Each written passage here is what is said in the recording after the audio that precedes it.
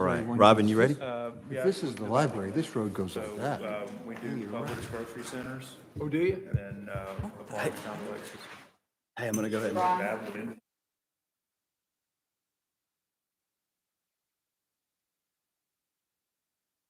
I'm gonna go ahead and call the meeting to order. If everybody can please rise for the Pledge of Allegiance.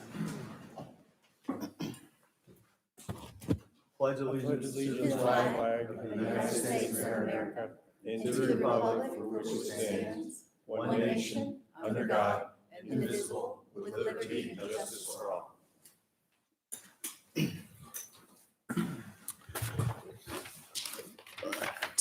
Good evening, everyone. This is a regular meeting of the City of Milton Planning Commission. I am Sumit Shah, chairperson. This is a 7-member commission appointed by the City of Milton Mayor and City Council, created for the purpose of holding public hearings and making recommendations on rezoning, use permits, concurrent variance applications, comprehensive land use plan and plan map and other related plans, and amendments to the zoning ordinance. At this time, I'd like to go ahead and introduce our board members that are here today. We've got to the left, Fred Edwards, Zach Middlebrooks, Kurt Nolte, again, Sumit Shah, Ron Gilbert, and Jan Jacobus. The petitions will be heard in the sequence listed on the posted agenda. I would like to acquaint you with some of the rules and procedures conducting this meeting. The applicant and all those speaking in support of an application will be allowed a total of 10 minutes to present the petition. The applicant may choose to save some of the time for rebuttal following the presentation by the opposition. The opposition will be allowed a total of 10 minutes to present its position. If time remains, the opposition will be allowed to rebut. Since the burden of proof is upon the applicant will be allowed to make closing remarks, provided time remains with the allotted time. The staff of the Community Development Department will be keeping track of time and will inform you periodically of the remaining time for your presentation. Each speaker must fill out a speaker card before speaking and leave it with a staff member of the Community Development Department. All speakers will identify themselves by name, address, and organization, if applicable, before beginning their presentation. When the opponent of a rezoning action has made, within 2 years immediately preceding the filing of the rezoning action being opposed, campaign contributions aggregating $250 or more to a local government official of the local government which will consider the application, it shall be the duty of the opponent to file a disclosure with the governing authority of the respective local government at least 5 days prior to the Planning Commission meeting. A violation of the relevant state statute constitutes a misdemeanor. Therefore, if you have contributed $250 or more to a council member and you have not filed a disclosure prior to the Planning Commission meeting, the city attorney strongly suggests that you have someone else speak for your point of view. Each application has been properly filed with the Department of Community Development. Signs have been posted on each site. The matter has been advertised, and the notices have been mailed to property owners affected by this zoning as required by the Milton zoning ordinance. The Planning Commission's recommendation will be forwarded to the City of Milton Mayor and City Council for final disposition in approximately 5 weeks on the first Monday of each month at 6 p.m. in the council chambers. The Community Development Department has reviewed each application in conjunction with various agencies and departments, both internal and external to the city. Staff's recommendations, findings, and conclusions are here before us in written form, which has been made available to all petitioners and to the public. Demonstration of any sort within the chamber is prohibited, so please refrain from any applause, dialogue with the person speaking, or outburst. Please turn off all cell phones or place them on silent. All remarks will be addressed by the Planning Commission. Please show the same respect to the person speaking that you will expect to receive yourself.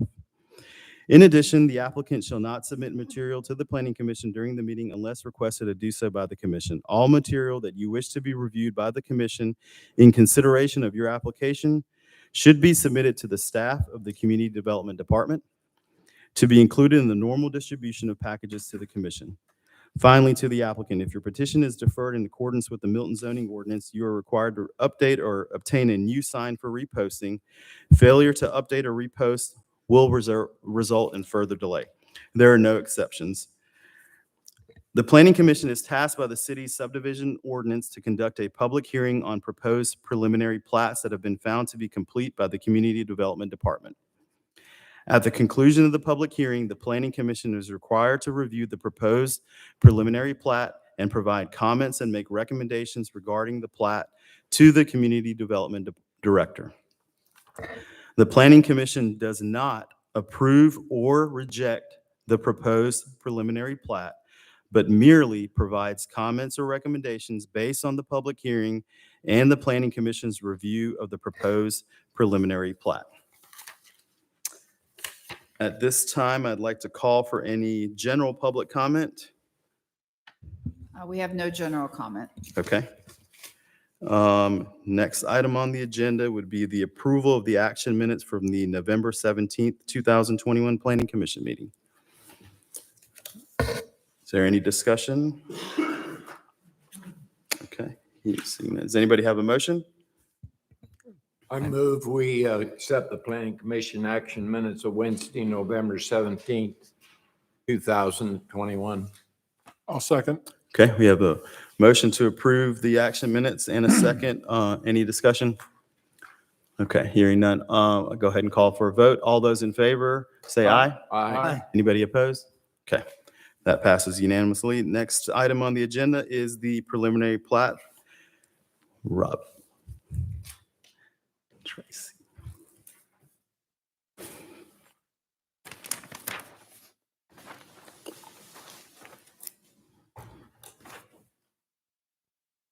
Good evening, Commissioners. Tonight, the preliminary plat for your review is Echo at Crabapple. This development is located at 12580 Crabapple Road. The existing zoning is T4. The total acres is 4.9, and there are 23 single-family detached lots proposed on the site.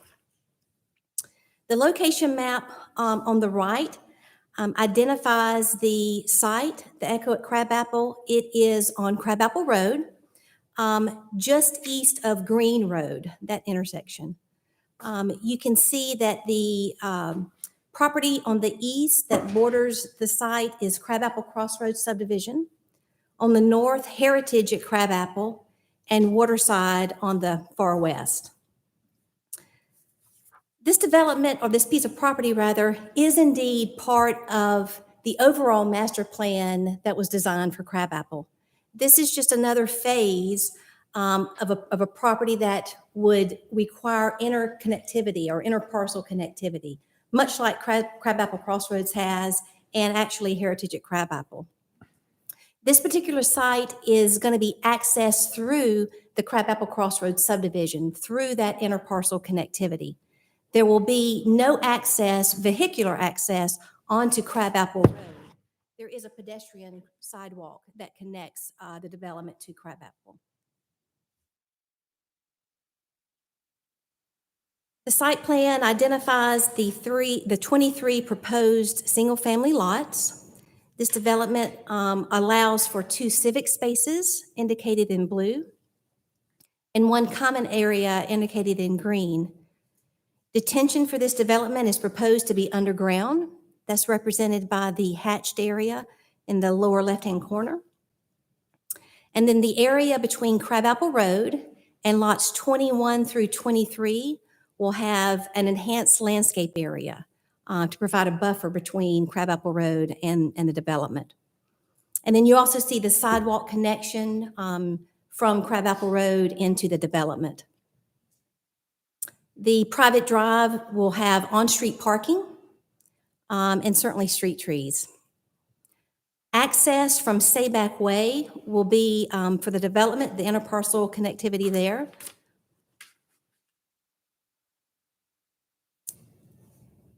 This slide indicates some potential features, possible concepts for what the civic spaces could contain, perhaps a fire pit, passive and interactive spaces, an enhanced landscape area along Crabapple Road. It can give you the landscape area picture here is an indication of what that might look like.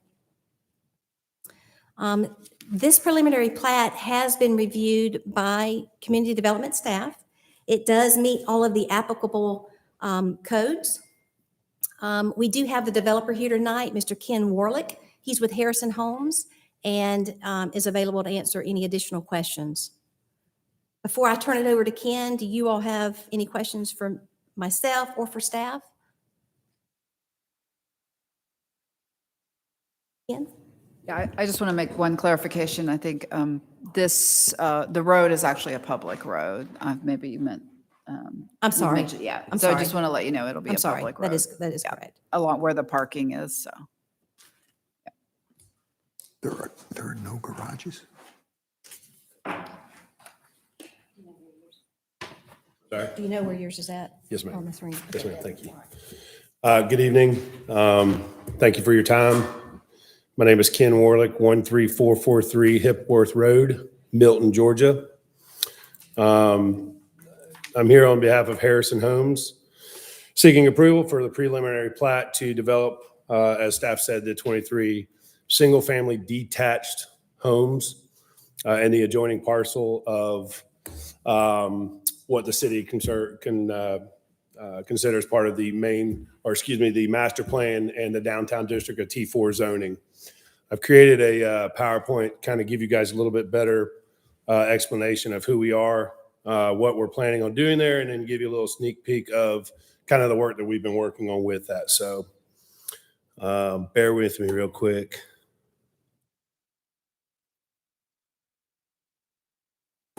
Okay, cool.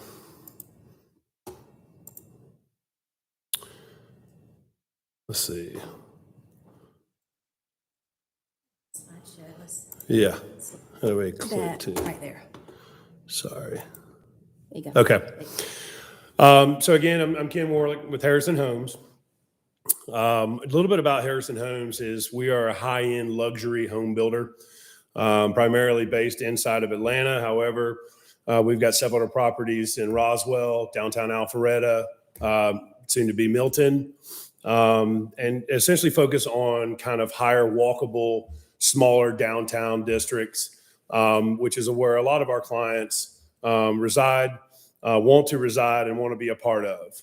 We found that there has been kind of an exodus from the downtown into these city centers, which is kind of what prompted me and my family to move to Milton, and then also our company to look at applicable properties. This property came up for sale, and we found it as an opportunity and working with staff to try to create what we think is going to be a benefit and also fitting with the master plan and the character area study for the city of Milton. So we were founded in 2007. We're professional construction. I'm a licensed contractor. Been doing it for about 25 years. This year we'll do about 56 homes. Next year we'll do about 75 homes. That's about our sweet spot. Most of our homes average in the price range of about $1 million. So these are not cookie cutter, first-time home buyer startup homes. These are high-end, very luxurious homes. So as staff kind of already pointed out, we're seeking for 23 new single-family homes, which is a key gateway to Milton City Hall, Crabapple Village, the Green, which my family and I enjoy very much so. We're hoping that is the same enjoyment that our end users, our homeowners, will be able to enjoy as well. It supports our request and our plat. What we feel is working with staff too supports the community vision for a quality downtown development, high-end finishes, exteriors that complement the character of the community. I'll get into that a little bit more too. What we feel is these will be significant improvements for the public environment, the community amenities, as staff had already discussed, and the conservation of civic space, which is also already in the character of the existing community as well. And then again, it fits in lines with the city of Milton's comprehensive plan and also their master plan as well. So the existing conditions, just to kind of give you a brief overview, 4.88 acres, relatively flat. There's only about 8 feet of drop from the northern part of the property to the southern part of the property on Crabapple Road, making it ideal for a relatively flat development with not one in particular house rising above the other and not overshadowing any of the neighbors' properties or the surrounding homes. As pointed out already, this is the preliminary plat. A lot of time and effort has gone through with this with both our engineers and then also with city staff to try to create something that we felt And staff felt that, again, was in fitting with the character area study, basically the continuation of the master plan of the city of Milton. And then it also kind of fit in with the existing homes as far as size, shape, and layout. As already pointed as well, stole my thunder a little bit. That's okay. We kind of pointed out some generic amenities that we had proposed kind of for this project. Those are still a little bit TBD. However, I can assure you that these will be higher end, very nice, and habitable at a price range where we're trying to explore for this development. Those are things that are necessary to be able to A, seek those prices, and B, for what we want for our homeowners to have to enjoy, along with the walkability to City Hall, Crabapple Village, and the Green. So again, these are just some blown up renderings too. These are actually renderings from a development that we did in Brookhaven, which was actually voted the #1 community in the city of Atlanta in 2021. It was both the Parade of Homes, which is judged by the general public, and then also for the Obie Awards of the Greater Atlanta Home Builders Association as Community of the Year. So this is a kind of direct reflection of our work there, our product there, our end product, and then the homes and the caliber of homes that we'll be bringing to the city of Milton. So currently, there's some existing community architectural designs. The basis that you have here is you have a little bit of a time lapse between Crabapple Crossroads and then also Heritage. And in that time, there was different development ideas and concepts, and then also the morphed architectural standards had changed and kind of developed as well. So I wanted to kind of point out existing Crabapple Crossroads homes, and I wanted to kind of show you some sample architectural designs of what we anticipate putting into Echo Park. Again, this really doesn't have much to do with the actual plat itself. However, I felt the need to go ahead and kind of share some of these things that we've already been in the works, as we're excited about this project and feel like this is going to be a very good fit for the community. These are actually those concepts brought to life. These are these are photos from our community, Brookhaven Commons in Brookhaven, Georgia. The architectural style, finishes, the character, the architectural details, and the care that was put into these homes will be further morphed into these homes that we're planning for the city of Milton. As you can see, the People's Choice Award for the best overall home. These homes range anywhere from the low 8s to 1 million as far as price range. These homes are a little bit smaller than what we're proposing on the Milton property as well. These homes range between 3,000 and 3,200 square foot. Our proposal is try to get between 3,800 and 4,200 square feet. The size of the property will allow that. I'd like to, that's really all that kind of have. I'm open to questions, but I would like to save my time for rebuttal, if any. Thank you. Are there garages with these? They are. So if you look at the plat here, all of these homes, this is the streetscape. This is what you'll see from the public street. The private alleyways will join, and there'll be rear-loaded garages. So those won't be visible from the streetscape or from the main entrance into the community. How many garages will each unit have? So each one will be 2-car garages. The driveways will be approximately 15 to 20 foot in length. So there'll be an additional space for 2 additional cars. That was a concern that we talked with city staff.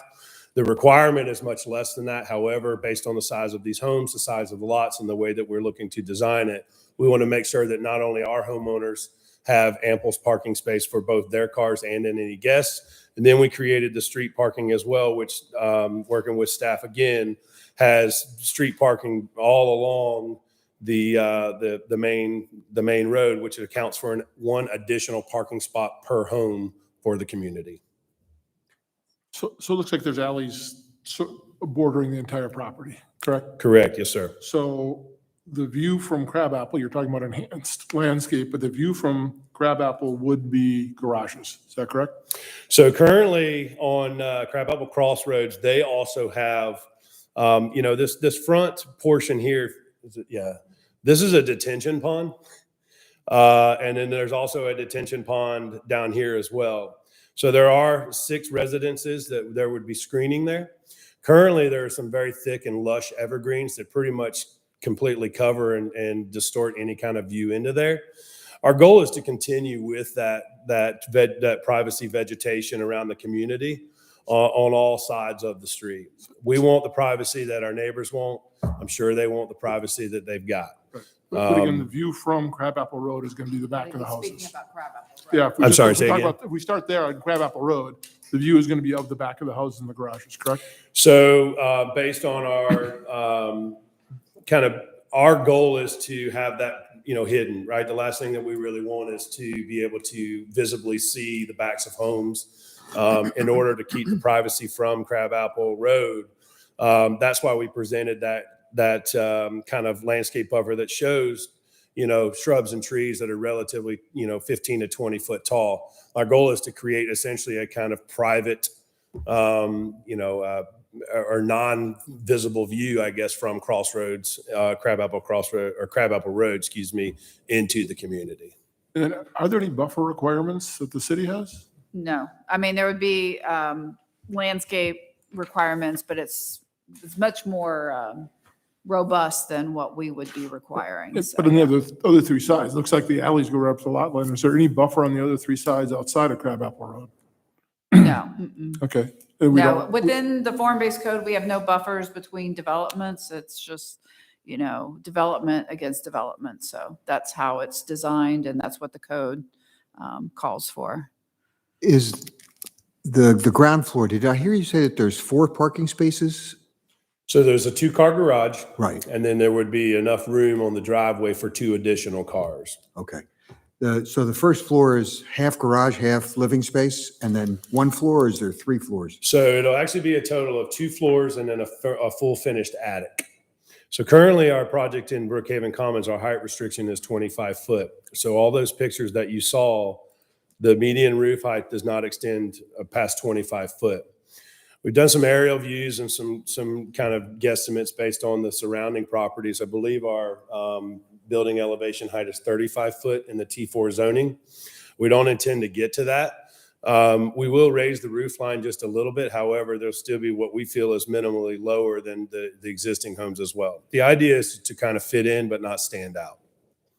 We could go back to parking for a moment. You Sure. mentioned now that there are four spaces affiliated with each unit, 2 in the garage and 2 on the driveway.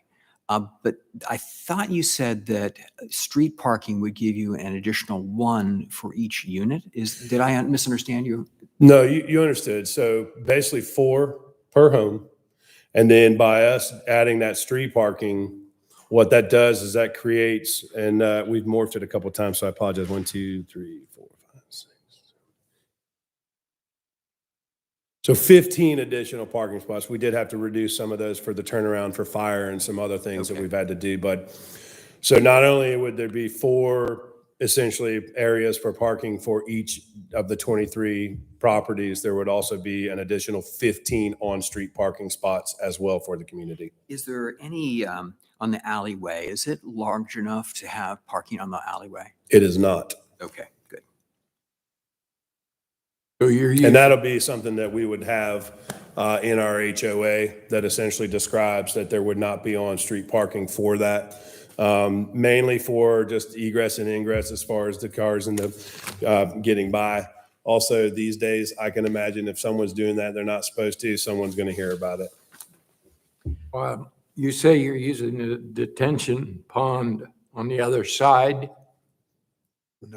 No, Property? there's an existing, they were asking about the buffer between the two.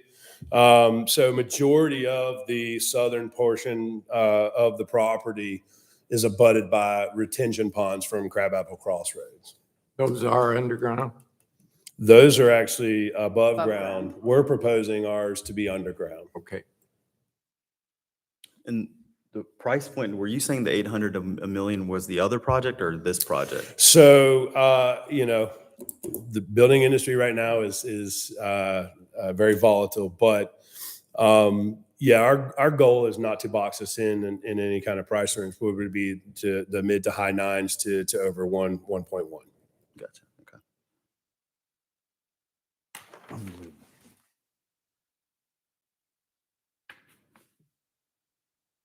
for between 38 and about 42 to 4,300 square feet.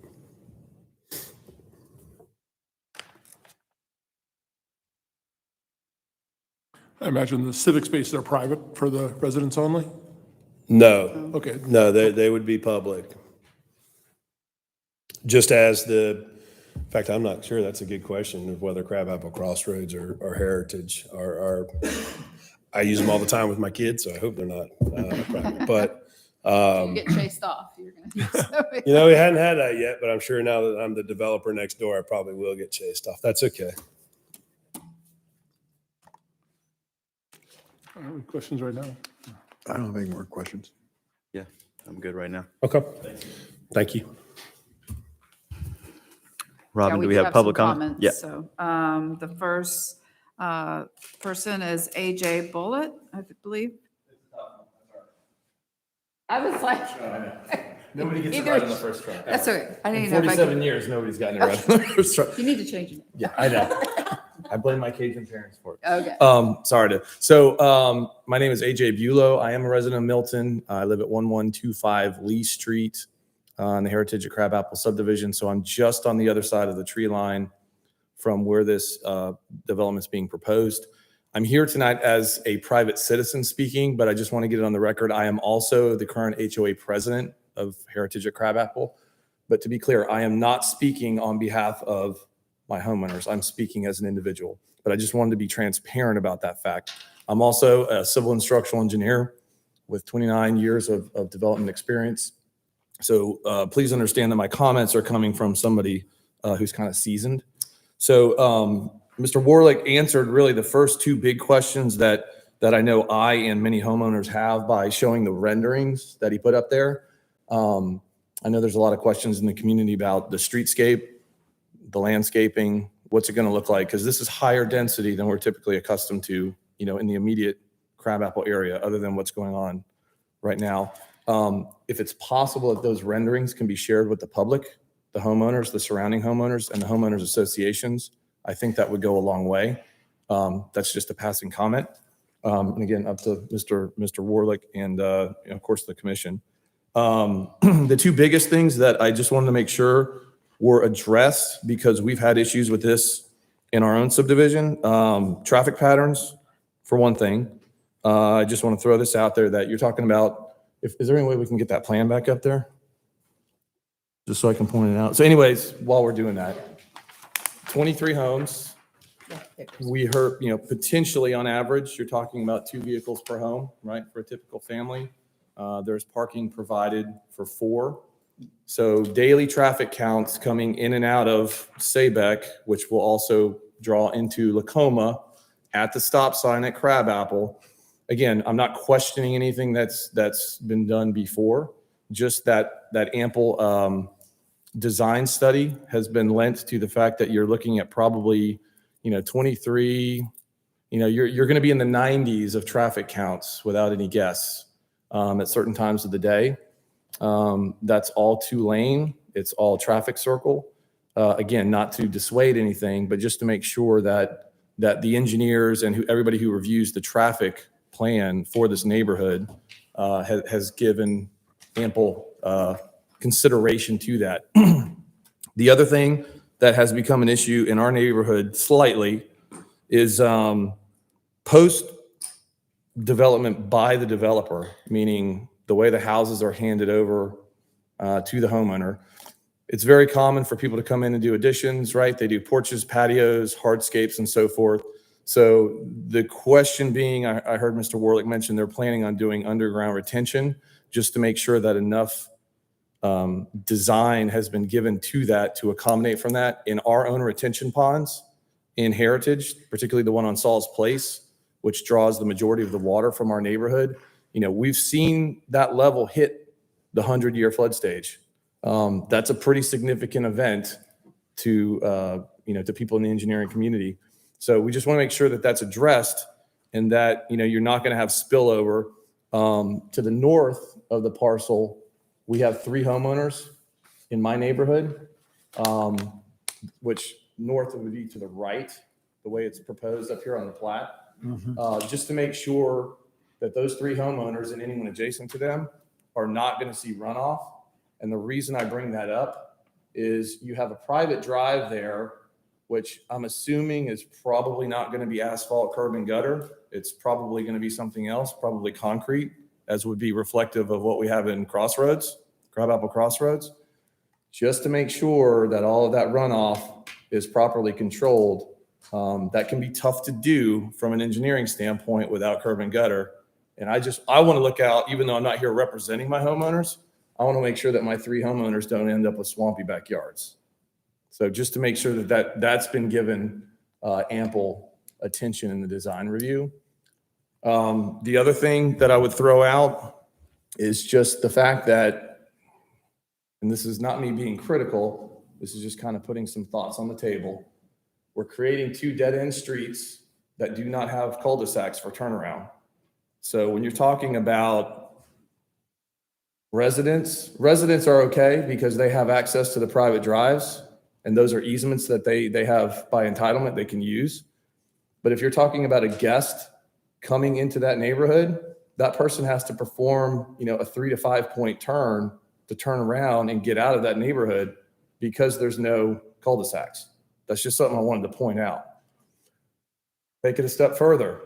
Let's look at emergency response. Fire trucks, ladder trucks, EMTs, ambulances.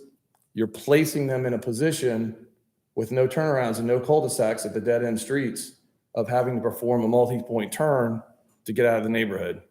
It might be something worth considering. Delivery trucks, Amazon, FedEx, UPS, bigger box trucks that deliver furniture from Haverty's. How do they turn around in there? Again, I'm just throwing it out. That was basically the bulk of my comments. The other big one that I would stress, somebody else already touched on, would be making sure that the way those driveways closely abut those property lines, I mean, it's hard to tell from scale, but it looks like 7 to 10 feet. That doesn't leave a whole lot of room for a vegetative buffer. And I don't want to speak for any adjoining homeowners, but I'm sure that they would like to maintain the character of their current privacy and backyard. That potentially could be challenging with what we see here. Basically, it puts the onus on the homeowner to maintain the buffer on their own property. So the Lee property to the west, Heritage to the north, the 3 homes, and then all the homes that would be along Lacoma into Saybeck. If they don't already have a very dense buffer, they're a little out of luck. That was the bulk of my comments. Thank you for taking my comments. Thank you. I can make some comments in general, and then if your engineer wants to speak to some of the issues. So this is a preliminary plat. This has not gone through the full civil engineering drawing. So all the runoff, all the issues will be addressed, and maybe the applicant's engineer can speak to that more directly. In regards to fire and turnaround, this has been reviewed by the fire marshal. There have been modifications made for exactly those reasons. So if on the the right-hand side where the darkened strip is, that is basically a fire turnaround, even though it's part of the common area, but it'll be grass, but it'll have the structure underneath it to be able to handle a fire truck. So all this has been reviewed by the fire marshal. And again, the engineer can be more specific about what's been instructed to them. In regards to the dead end, the reason why we're not doing cul-de-sacs is that's not part of the form-based code. And also we have had the developer design this so that when and if the Lee property, which is to the west, comes up for sale, it's the intention of this applicant to continue on the development, and basically it would become a flip mirror on to the west. And so then you would no longer have a dead-end street. So I think it's, in the long run, it's going to become a super attractive and very viable neighborhood in the area. Also, In regards to transportation, I spoke to the Public Works Director, who for 12, 13 years has been doing transportation, and she's been here since this plan has been created.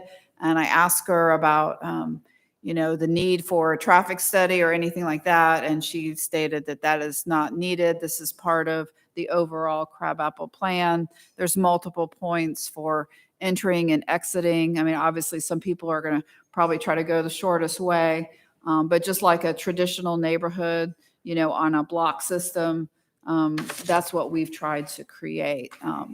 So it isn't your suburban, at the end of a cul-de-sac, everybody comes out on the same, in the same way. Hey, Robin, Yeah. would a fire truck be able to, if a fire truck came in that one way, would it be able to fit and make those left or right turns to go in the alleyway behind the houses on the, I guess, west side? So I think the goal is to fight a fire would be along the street and not necessarily through the alleyways. So that's why their frontages, all the houses front either on a street or to going back to the lower right corner. There's some houses fronting the green, and that's why there's that strip, that darkened strip. So the fire truck can access those two houses that are not along a normal traditional street. Yeah, but my question is, for example, if lots 21 and 22 were on fire, the amount of equipment needed would have to come down the street. Would they be able to turn right on that back alleyway in order to get out? Or would they have to all back out in order to get out? Well, again, and maybe the engineer can speak. I haven't been in all the discussions, but this was approved by the fire marshal for what his needs were. So maybe the engineer can speak about that. You can go ahead. Are you done? Yeah, that's fine. Go ahead. So this is Andy White with Thomas and Hutton. He is we've been working together with designing this, working with city staff, with the fire marshal as well. I'll let him, I just do want to point out to just kind of briefly discuss the detention size as well, as far as the calculations that they've done on that, the fire and rescue. And then I can kind of go over the buffer and the alternative plan for the adjacent parcel. I do just want to point out your question about 21, 22, and 23. Please bear in mind that there is Crabapple Road right there as well. So there's also direct access from Crabapple Road to those parcels also. And one additional point, the fire trucks do have access to make the full loop. Those are 28-foot radiuses on those turns. So it's designed for a fire truck to come into the development and either go left or right and make that entire loop. That was my That's the way it's designed, yes, sir. I think Robert covered most of those on the fire and some of the other site layout aspects. I will talk briefly about the stormwater also. Legitimate concerns that the gentleman brought up, and we certainly have those in mind. We'll have those in mind as we design the site and actually grade the site. So, we'll be sure and grade it so that the flow, everything is going to pull toward the inside of the site. And we'll capture it in the stormwater network and then bring it to the low point of the site, which will be where the underground stormwater network is. So that's, it's on our mind. We're going to meet the city's newly adopted stormwater ordinance for water quality, runoff reduction, and all those other parameters. So definitely understand the concern, and it'll be handled.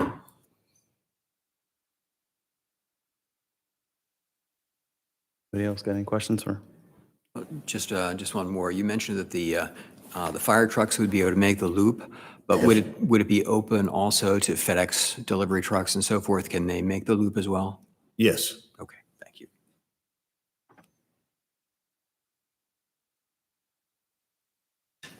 Thank you. Okay, thanks. Okay, the next, What did he want? Did you want to come back up and address those other sorry, things? go ahead. Gave me a mic, so I'm gonna. I just wanted to talk about the buffering. Again, is like I said, is currently there's already pretty heavy evergreen vegetation along. And I apologize, I misspoke because this is turned sideways, but the eastern side against Crabapple Crossroads, and also as well as the northern side against Heritage. Obviously, we are planning on putting in more vegetation and stuff there for privacy.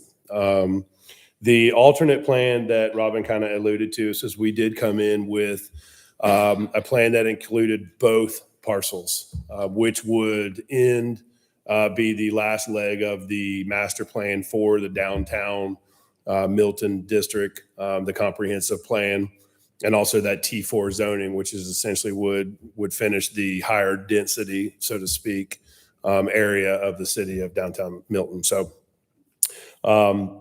it is our hope at some point that would be the case. However, this was designed in anticipation for that to meet the city of Milton's criteria as far as the connectivity for their master plan and comprehensive plan. So also too, I want to point out that Andy did not mention too, is the reason why the hash line has got the kind of small panhandle coming off of that too, is just because they've done preliminary calculations based on the stormwater runoff for this property. And based on their preliminary calculations that is roughly the size of the area that we would need for underground detention to be able to adequately support this size of development and this acreage. So rather than and we've kind of worked with staff on that too. So that has actually grown a little bit, so much so to where it actually has removed and reduced one of our parcels. We were originally trying for 24 versus 23. So I have a question while you're out. Said that the main entryway will be on Stayback Way, yes, sir. which goes through the other subdivision attached, correct? Yes, sir. How many, or Robert, how distant-wise, I should know, go past it all the time, how much distance the person has to drive through the other subdivision before they get to this? Yeah. Yeah, sorry. Help graphically show.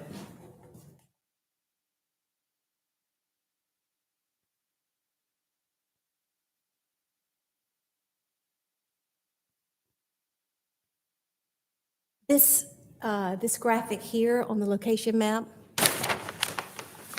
So on your screen, you will see the entrance to Crabapple Crossroads, how it comes up and goes through We lost it. the roundabout. There we go. There it is. There we go. Entrance from Crabapple Road into Crabapple Crossings to the roundabout, and then the access to the new development would be here. Here is the detention pond for Crabapple Right. Crossroads that Ken referenced. So it's a good indicator of where we're at. This is the Lee property that is not for sale Right. as of right yet. This is the other property that was referenced. I'm just thinking that not only the amount of traffic he's going to have out of this subdivision, but then out of the adjoining Crabapple Crossroads. Being an old guy, I don't have any children, but if the bus just goes to the corner, hopefully it'll go into the subdivision. And I guess Yeah, that's up to the school system I and know how it they is, do design the but system. problem being, that's depending on the number of children every morning and every evening. Most of them don't ride the bus. So they're going to have a way off Crabapple Road, pick up all these kids. That's the drop point. Yeah, I mean, they'll just have to work with it. I mean, we can't really predict how they're going to design their stop, but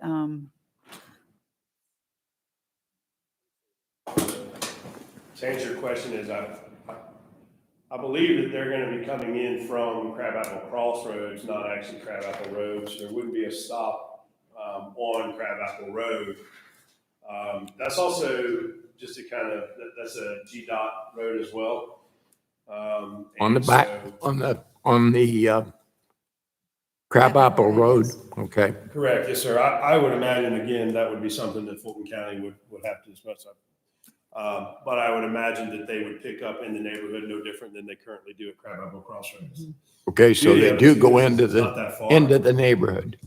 Yes, sir. Okay. The beauty of it as well is this, the proximity to Crabapple Crossing Elementary is relatively close as well. Golf carts are kind of a big thing. So, I like Well, that no, fact. We've seen through the years, these, where the traffic at that pickup, wherever it may be, was, would be out, clear out on Crabapple Road. That was my concern. I don't I anticipate mean, since it's that's a not- DOT I'm or not GDOT saying- road that there'd be any bus pickup there without an entrance to that neighborhood. Okay. But I would say that I hope that the homeowners of the neighborhood and their kids would be picked up inside the neighborhood. Again, that's something Fulton County. Right. Yeah. If I was a parent, I would argue that as well. Right. I am a parent, but I'm saying. So Is there- I had a question too, sorry. No, go ahead. About to the west of the Echo at Crabapple, that's what you're talking about where these two dead ends right now are going to dead end, but hypothetically, if there's a development there later, then those would be opened up to go to that development. We have shared sketch plans of a said adjacent parcel rendering of what we would envision that directly aligns with this. So the same way that Heritage at Crabapple and Crabapple Crossroads was designed, developed, and implemented is with that interconnectivity between parcels to connect it to this downtown Crabapple market. So this plan would be no different than those on our adjacent rendering and proposed. I feel like staff was pretty happy with that. Obviously, that's down the line, but we wanted to go ahead and show that there was, in fact, something that we had that would work that directly correlate or. Like the dead end, is it, how is that dead end going to be where, nobody can drive through it or Correct. you can't drive through it at all? Okay. Just as you currently would see where we're proposing our access from Crabapple Crossroads, it is a dead end berm with vegetation and trees there. This would be no different. Same thing on the Heritage at Crabapple too. If you look at the overall master plan and the layout of the neighborhoods, there is just a dead end street that dives into vegetation. If someone going 100 miles an hour, probably ramp it, but you can't get that kind of speed going through the roundabout. Got it. And then the next question is, at what point would there potentially be the need for some sort of an entrance off of Crabapple Road into this and or the next phase, how's that determination made? Our rendering of that next phase included a entrance and exit from Crabapple Road, which would also put it more than the 150 foot that's usually required by Public Works and DOT as far as the next nearing intersection. So it would be almost identically centered between Green Road and also Crabapple Crossroads, which is the ideal location for that. I imagine at some point there would probably be a roundabout or some sort of light involved with that. However, that's solely up to Georgia Department of Transportation and what they would like to see for that. That was part of our reason was the connectivity from Crabapple Crossroads is because that future concept plan or connectivity at some point will have that entrance and exit from Crabapple Road, but it will be in the proximity and the location for which GDOT is wanting to see and would more than likely bless that as far as an entrance and exit in the distance from other roads. But right now how do we know if GDOT would need something like that now into this development? I don't think it meets the engineering standards to put an entrance off of Crabapple, and that's not the intention at all. It's not. They don't care as long as there's not an exit going onto it. They're not going to say, "Oh, I want to exit here," if that's not in the plan. Which it doesn't work from an engineering standpoint to put an entrance at this point. But what is the determination from an engineering standpoint to say, yes, you need an entrance off of Crabapple Road? I'm not a traffic engineer, but it's. I think the idea of the master plan, just as Heritage of Crabapple has no direct access to any kind of state road, everything from the entrance to the exit comes in from the surrounding community as well. This concept would be no different. which is what we have proposed. So even if the GDOT says, it essentially would be up to them. So really, we're kind of going on hypotheticals here, but I would imagine they would say yes or no, and then they would dictate essentially what it is that they're looking for. If they say no, we would still meet that interparcel connectivity like the city is planning and their master plan, and it would still meet all applicable fire codes. And it was essentially just kind of like Andy had alluded to is the connectivity, and then circle back and throughout Crabapple Crossroads, which I Right. believe was the intent of the master plan from the beginning. But, again, going back to my previous question, like, then why, hypothetically, if that parcel to the west is developed, like, why at that point would there be a necessity from a GDOT standpoint to have an entrance off Crabapple Road, but not now? We drew it as a rendering, and we just assumed, and based on the location from that would be ideal and would meet the criteria that they would set. That again is something that they would either dictate, mandate, or say no. So from our standpoint, though, transportation would have already, or would have brought that up now? Right. I mean, we've had it review. I mean, obviously it's a GDOT, but it's not, like I said before, they're not proposing an exit onto it. And our transportation department has said, we don't want to exit off of it either, that the interparcel that's already existing is designed to accommodate additional development. So. Okay. I guess I had a question that, people turning into this from the left, there's a turn lane on Crabapple Road there in front of this, correct? I believe so. I think if you look at the picture, is there a turn? There's a turn lane currently? I guess my question is, And they just got rid of the concrete pylons that flattened everyone's car. Donna Green? Yeah. Also, I guess, is there a way to access, instead of having everybody turn off of Crabapple at that traditional intersection, is there a way to access Staybeck Road through the roundabout that's a little further up? Meaning, can people go up and around and enter that way rather than having to turn left cross traffic on the existing intersection? Does that make sense? Yes. You can keep going straight. And- You could come out of the neighborhood, go around and then go straight. Right, so is there a way to access this from inside of Crabapple Crossroads? So that you Yes. could turn? There Yes, is? sir. Okay, there's interconnect, okay. Yeah, this is the main street, which runs all the way to here. Right, so if you were to take this road, you would Okay. go down, and before you got to Crabapple Road, you would take a right on Staybeck and you would turn into this development. Then the only question I have is, if you are talking about that subsequent piece of property, right now, it looks like lot 23, the homes can be built up to the lot line. There are no setbacks on this in the form-based code? I mean, if you look at lot 23 right now, it's right on the lot line. 23. And Oh, that- this is the- right, it's 0 side setback. Okay. So, yeah. And that's where you'd be bringing the road in on the curb cut you were talking about. That's halfway between Green Road and or whatever the other road is. So you'd be bringing the entire road would be on the next set of the additional property that you're looking to purchase, hopefully. It would, again, that's just a hope of ours at one point. However, this is independent of that at this point. And yes, we would connect to that road, and it would continue along that same angle and keep in character with all of the radius and everything that's necessary for fire. I was talking about access off of Crabapple. It would Road. not be at that location. No, it would not be It there. would, I'm it sorry. would, it would come up, this site, so that road at 23 is looking to the east. So Crabapple Road is actually to the left of that. So this road would continue and then intersect with the entrance off of Crabapple Road for the next But- development. Right, but the future, on the additional parcel, that would be, if you look at this, it's my understanding, that would be to the top of this, okay? If you're looking at Correct, this. yes, sir. Correct. So if you're adding another curb cut there, that road would that curb cut would have to be 100% on the next parcel. Correct, yes, sir. Because you are on 23, you're right up to the lot line. You're building right on the lot line.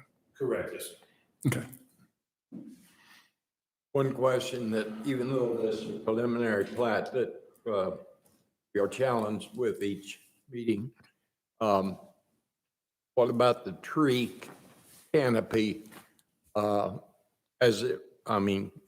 That lot pretty well clear. It looks like from the overhead, there wasn't a lot of trees to be removed.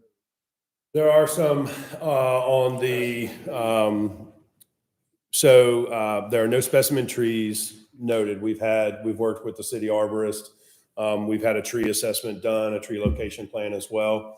That is as if you'll look at our design where we kind of have the streetscapes where we've allotted more, a lot of more areas in order to have a root ball that will not be detrimental to the future street. That's kind of why it bumped out, and we reduced a couple parking spots for that to be able to adequately install more trees on the streetscape, which would closely mimic the existing treescape and streetscape that you currently have on both Crabapple Crossroads and also Heritage. And then our goal is to plant as many overstory and understory kind of vegetative trees as we can on the property. Obviously, there's a code that we need to meet. Just based on our kind of preliminary landscape sketch that we presented tonight, we've more than exceeded that requirement as far as recompense for the trees. And right now, this is T4, general urban zone. That's our most intense density zoning, isn't it? It is not in Crabapple. It's T5, which Okay. T5 is fronts on Crabapple Road, further toward the east and the central area, and then up Birmingham Highway, like where the Starbucks is and some of the others. So it kind of goes along 372, Birmingham, and then Crabapple. So That's what is the density? T5. I should probably know this, but what is the density of T4? I don't, maximum density. 5 lots per acre. 5 lots 5 per- units per acre. Okay. And then T5 is 9 units per acre. Okay. Thank you. Thank you. And, okay, so our next speaker is Justin Bachtel. So I can mess up somebody else's name. Like Mr. Bula. Get it right or get it wrong. My name is Justin Bachtel. Very close. Yes. I am at 1225 Lee Street in Heritage at Crabapple. If we pull up the site plan again, I can point out to you exactly which property I am. I'm one of 3 properties that adjoin this proposed property directly to the north. Yeah, so if we look to the north of the property, you'll see 3 property lines that show 3 different properties there. I represent the one that's right in the middle there. It's lot number 35 inside Heritage at Crabapple. I have a couple of comments. A lot of these were addressed. These are just things that I want to make sure we continue. I understand this is a preliminary plat. There will be a lot of things that have to change going forward with this, but a couple of things that I want to make sure of that are unique to those properties to the north. The first would be buffering, vegetative buffering. There are very strict requirements when Heritage and Crabapple Crossroads were put in terms of vegetative buffering amongst or between different neighborhoods. My concern in looking at the preliminary plat is, again, looking at where the property line is and where the road, the alleyway starts. It doesn't appear to give a lot of space there for any substantial buffering. To somebody else's point earlier, it might have been Mr. Boulot's, that burden would fall largely on the homeowners in that instance to make sure that we're properly buffered. Something that's particularly unique with the way these properties are is my property and all 3 properties to the north there are actually at grade, more or less, with the property that we're discussing. However, then there's a pretty significant drop off. So anywhere from about 7 to 10 feet to get to the grade level of where our homes actually are. So we actually have quite a bit of drop off. We already have drainage issues in the backyards of those homes as it is. So drainage would be the other major concern. I know we addressed it, but we want to make sure going forward that a lot of attention and care is paid to that. We can't afford a single extra drop of water on our property. We already have a hard enough time dealing with ours as it is. And then did have some concerns. So given that they are rear entry garages, especially with some properties. So I represent the one in the middle. The property just to the south of that is actually the home on that property is actually even tighter to the alleyway than mine. Just concerns if there isn't proper buffering there in terms of headlight seepage and pollution and things like that going right into the back of somebody's home, myself included. But I think the major thing would be the vegetative buffering there to make sure we continue to enjoy the privacy that we have for our residents, but also for the future residents as well. I'm sure they don't care to really know what's going on in my life either in my backyard. So we just want to make sure that that continues to get addressed. The last thing that I'll say is it would probably behoove the city to have a conversation with the owner of the adjoining property, Ms. Lee, and determining intentions for her going forward based on some reactions that I've seen in the room tonight. I don't know how quickly that property is going to be available to be developed. And if the property is not going to be able to be developed anytime soon, it may be worth redrawing this property to address some of the concerns that we've talked about already tonight. If in fact you knew that there wasn't going to be an adjoining property, you would redraw this entirely differently. So that would be my only other suggestion. Thank you. Thank you. Thank you. So I'd like to address, there are no buffers in any of the form-based codes. I'm not sure. I mean, obviously Heritage at Crabapple is zone T3, so they're larger lots. There's more area for landscaping by the individual homeowners. But the form-based code does not require any buffering at all. Obviously, if the developer so chooses, if they want to add some screening along the property lines, that's up to them, as well as possibly across the street. The townhome development park something.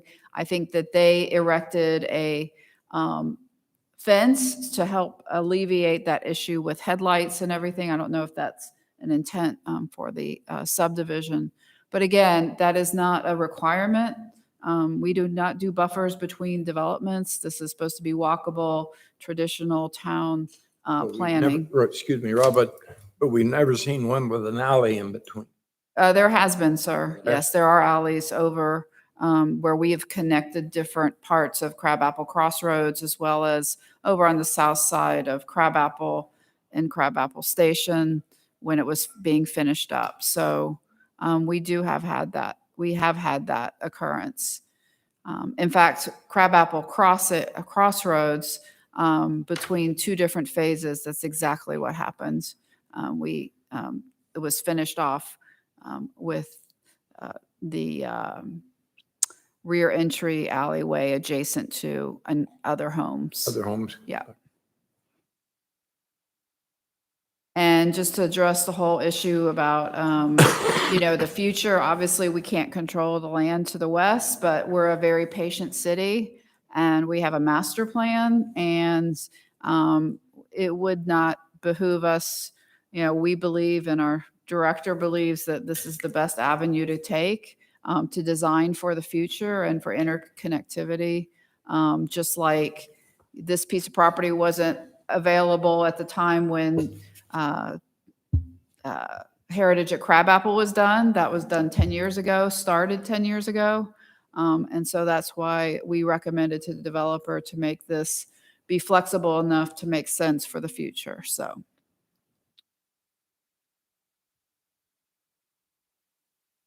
Robin, or And then if Mr. there's not White, any the other drainage- questions or. Drainage, he also had a question about drainage concerns. I don't know if you can address it or Mr. Worley can address Right. that. Again, it goes back to what the engineer said, that they have to meet the stormwater ordinance. And as he described, that a portion of the property is a little bit higher and then goes down.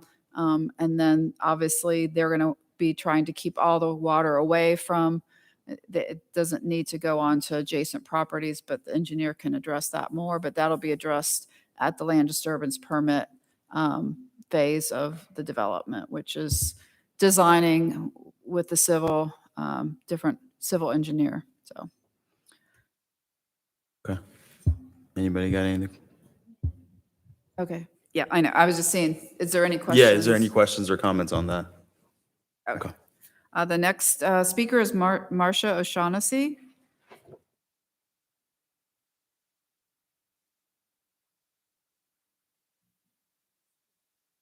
Hi, I'm Marcia O'Shaughnessy. I live at 104 Nokomis Place in Crabapple Crossroads.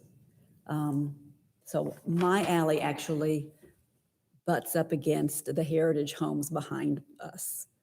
And to your point, sir, Crabapple, the bus does let off right there on Crabapple Road. The elementary school children get off right there at the entryway of Crabapple Crossroads neighborhood.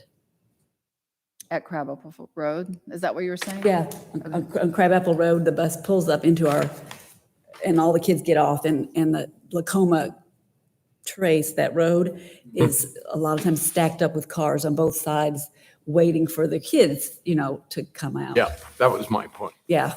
Thank you. But that's not what I came to talk about. So the alleyway that runs, I live on an alley, and we have a lot of alleys in our neighborhood.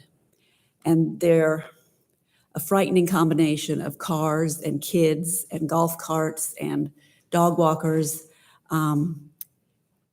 And strangely enough, people will travel through the neighborhood on the alleyway rather than getting on the street and driving. The trash trucks will use this alley. So when you're permitting these alleys, they need to be made like a road, not like a driveway with 4 inches of concrete. We're replacing our alleyways already because everybody wants their own trash service. So we'll have a Republic truck for trash and a Republic truck for recycling. And then here comes waste management truck for trash and a waste management truck for recycling. And there are several smaller carriers whose trucks are light enough that don't hurt the alley, and they'll come through too. So there's a lot of traffic on these alleys. I would recommend speed bumps every few houses to keep the speed down, just for safety. And I had the same concern that you did about the tree canopy. These are tiny lots. They're going to be big houses. You've got an alley in the back that adds more hardscape, a street in the front, and they're going to have to attain 30% tree canopy for each lot and for the entire subdivision. And in my neighborhood, that has not aged well. We have a lot of places where the cities come in to fix the sidewalks, just grinding them down because the tree roots have humped it up.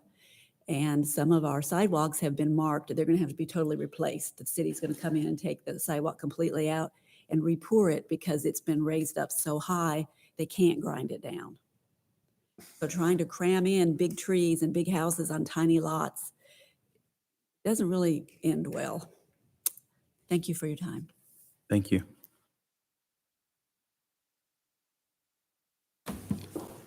So I'll address that issue. Obviously, that has been an issue throughout this area of Crabapple, and our arborist, Sandra, has come up with a solution for that to help. I mean, obviously, it won't alleviate it totally, but will reduce that occurring through root barriers and how they're planted. And you'll notice along the street, there's kind of like bulb outs between the driveways. And so that has been designed to accommodate bigger trees, and versus on the other side, on the western side of the street, we're going to have smaller trees that aren't going to do the same kind of impact on the sidewalk. So we've definitely learned a lesson through what Ms. O'Shaughnessy has said. So we're addressing that issue with the trees as far as sidewalk and impacting the sidewalk. And so just want to let you know about that. Robin, the alleyways become Milton property once they're built, correct? So these are private, so So- they're not. They're going to be part of the HOA. The HOA will be responsible for making any repairs on these alleyways. Correct. And are they paved or are they concrete? They're slated to be concrete at this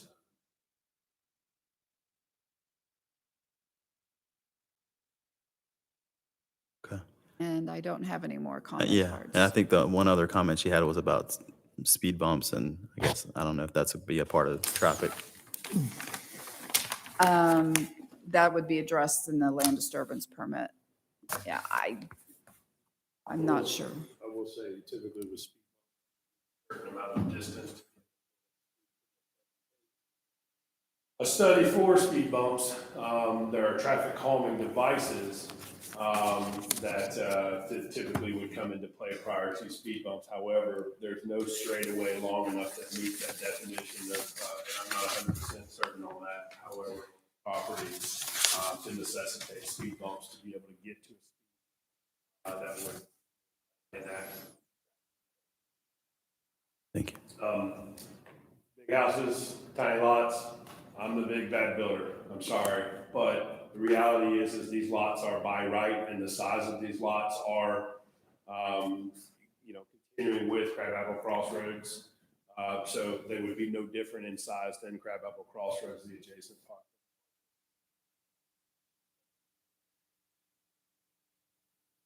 Okay. Anybody got any questions or comments on those? Nate, mind repeating the point of our responsibility as the planning commission at looking only at the preliminary? Sure.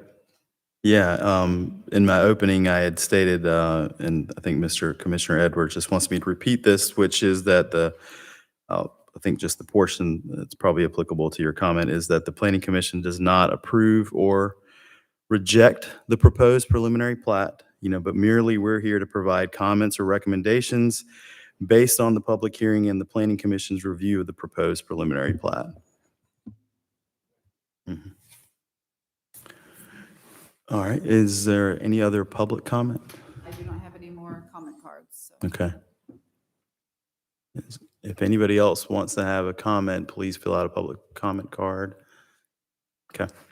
Anybody else got any other questions for staff or the developer?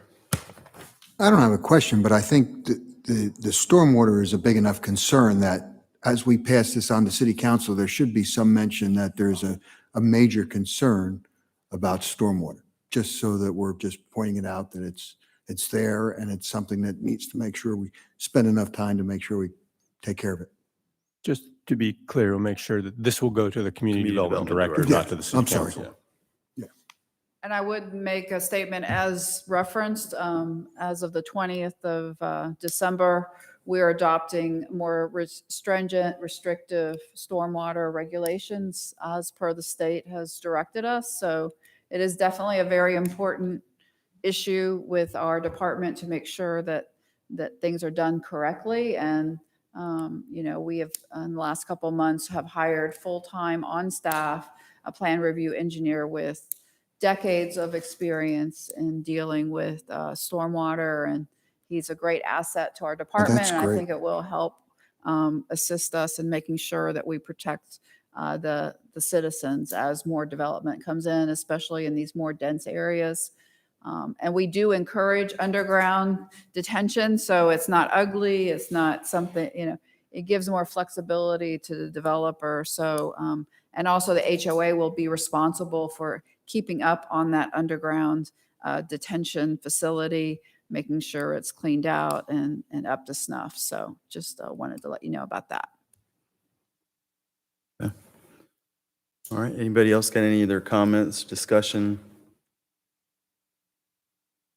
Nope. Okay. I'll look for any sort of recommendation that we can formally make to the community development director. I guess, again, based on what Ken was saying, this is all by right development. Based on what the city said is it meets all the current city codes.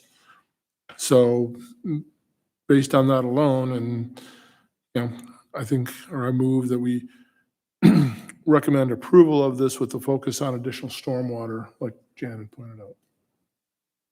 Well, also the comments that are recorded, correct? They're recorded, this videotape is recorded, yes. Right, Yeah. okay. And additional concerns? It's the stormwater runoff and additional concerns? Is that covered? Okay. I second. Okay, so we've got recommendation to approve the preliminary plat, or we're recommending the comments and recommendations and the comments that we heard today regarding this preliminary plat as this moves forward to the community development director, specifically focusing on stormwater. Anybody else got any other? Okay. All right, well, all those in favor of that recommendation, say aye. Aye. Anybody opposed? Okay, thank you. Thank you all today. Thank you again, Ms. Warlick. All right, next item on the agenda is RZ 21-15.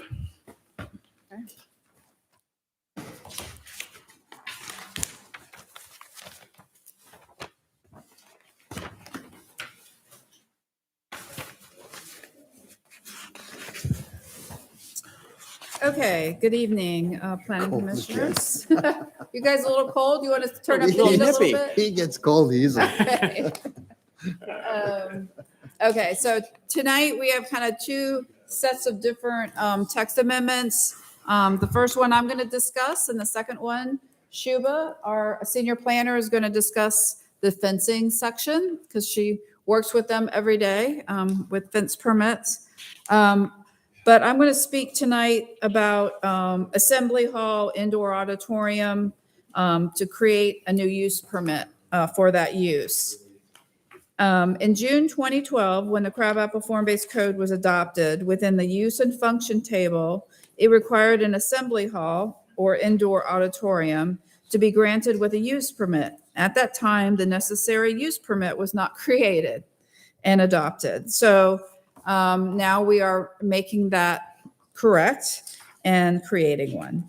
The proposed use permit will require that all requests go through the public hearing process that includes CZIM, the Design Review Board as a courtesy review, and obviously to the Planning Commission, and ultimately to the Mayor and City Council. There are several proposed standards for this use that are intended to provide sufficient protection of adjacent and nearby properties. So that is RZ 2115. So I'm just going to talk about them all together and then we'll go back and review them.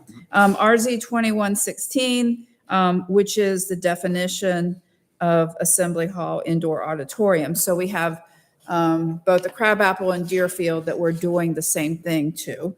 This one, 16, is to Crabapple, and this amendment provides for a definition of Assembly Hall Indoor Auditorium and is the same as Deerfield. Staff researched other jurisdictions for guidance in creating the definition. And then for RZ 2117 is we look at the table, the specific function and use. So Kurt, when Deerfield was adopted in 2014, or actually 2013, this use in the table described it as being by right in certain districts. So we're proposing to change that to a use permit. So it won't be by right anymore, but by use permit. And I'll go through that more specifically when we get to there. And then and we don't need to look at the table for Crabapple because it already says it's required to have a use permit. We're just kind of connecting the dots and creating the use permit. And then ultimately, then finally, RZ 2118 is just the definition within the Deerfield Form-Based Code. And just as a matter of information, there was no one in attendance at the CZIM meeting, which is fairly typical when I have text amendments. It's just not the hot topic for most people. So before you, and I apologize for this, getting you some edits at the last minute that have been reviewed by the city attorney. So we have an addendum to the packet, and you'll see that it has yellow highlighted areas. And not every text amendment has been amended, but let's just walk through them as we go. So the first one is RZ 2115. This is the actual use permit proposed. It's all in red because we have no use permit at this point. This is all brand new. A saying Assembly Hall Indoor Auditorium in the Deerfield Form-Based Code hyphen between form and base, or the Crabapple Form-Based Code shall only be permitted subject to the issuance of a use permit. So it just states it right there. Standards, days and hours of operation shall be limited to, so that was added to the following, and it has the hours of days and hours of operation. And then the deliveries limited to Sunday through Saturday, 7:30 a.m. to 7:30 p.m. I get that from, that is basically when there can be construction. Well, no, that's not construction. It is garbage. That's the same hours that our garbage is allowed to be collected. I just kind of made that as a similar type use. No amplified sound permitted unless it is within an enclosed structure. The maximum number of attendees at events held will be evaluated by the mayor and city council on a case-by-case basis for each site to protect the public's health, safety, and welfare. And added was any such determination shall not supersede any occupancy restriction contained in any other ordinance, code, statute, rule, or regulation or other law. And lastly, the owner or operator must hold all other appropriate licenses and permits. So that is the use permit. I do want to go over, before we start discussing in detail, I want to look at the definition. So that would be RZ 2116 and 18.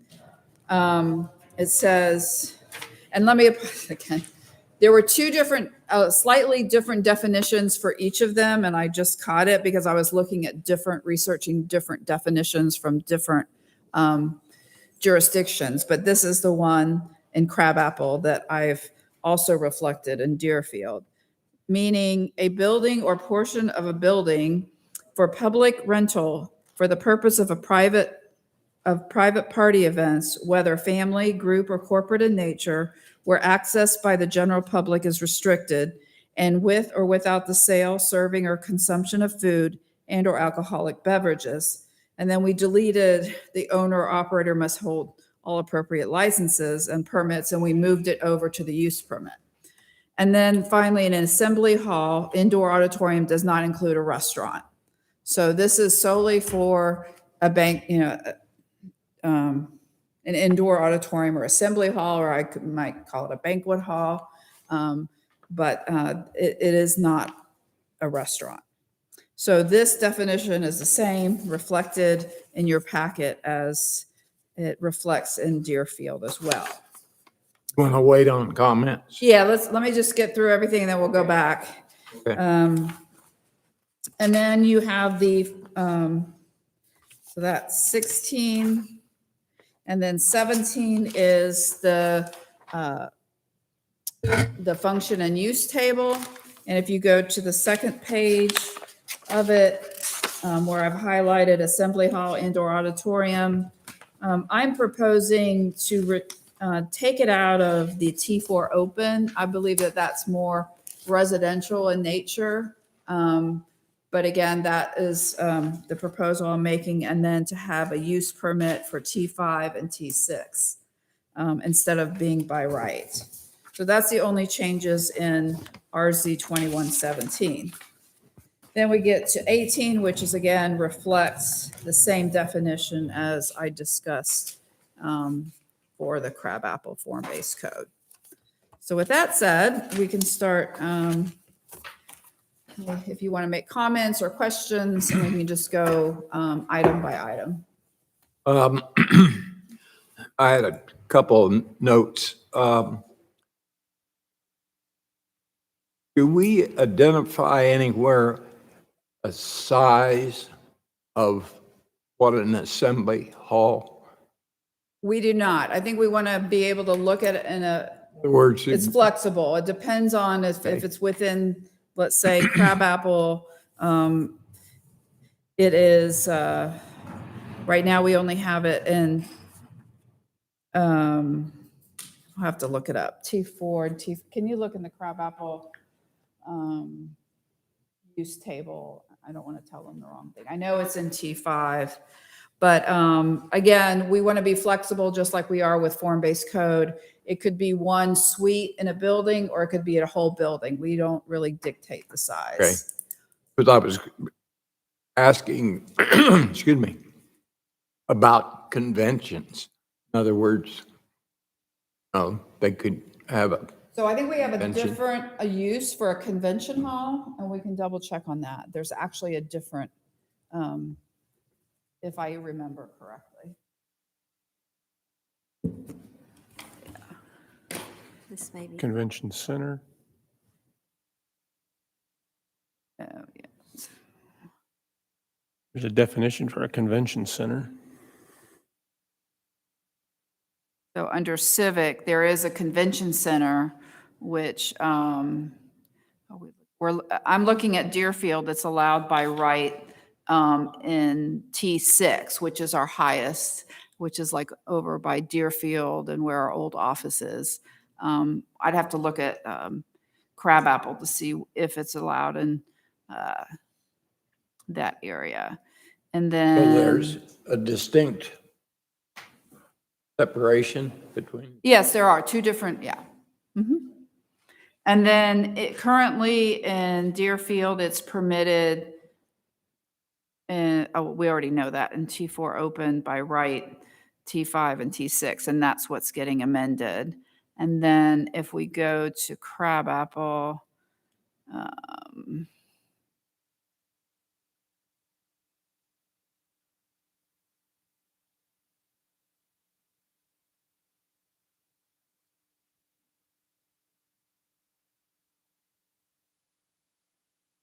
under, that's somehow that's. as long as they're separated to that. Yes, Yeah. they are two different uses. Yeah. But I want to be able to give you what in Crabapple, what it currently is required to have a use permit for, because I don't have it in front of me. So there is no convention center allowed in Crabapple. And then for the indoor commercial amusement, right now, it's required. Wait, not indoor commercial, I'm sorry. Assembly hall is use permit for T4 open and T5, yeah.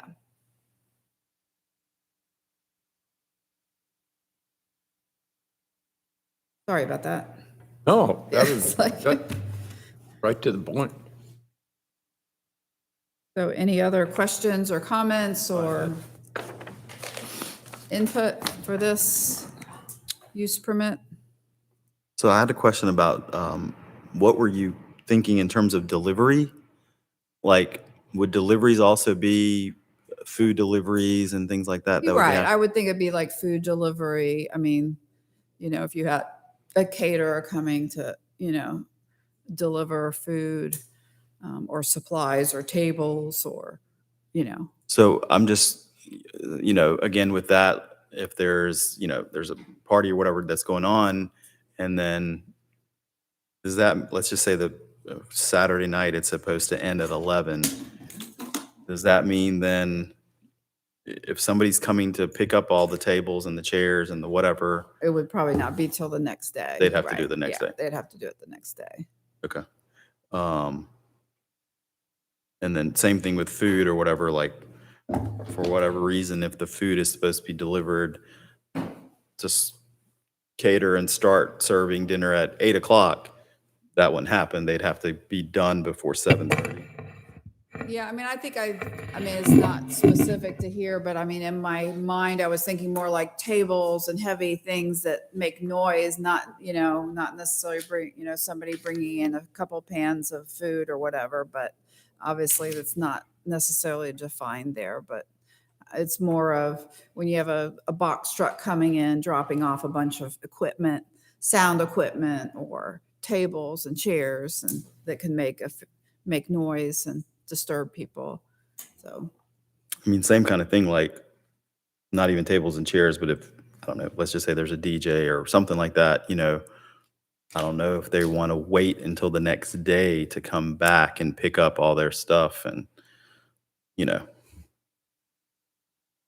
I'm just trying to figure out, like, is that necessary to have the time cut off way before when they're allowed to be there and operating? Or should we contemplate, making that more in alignment with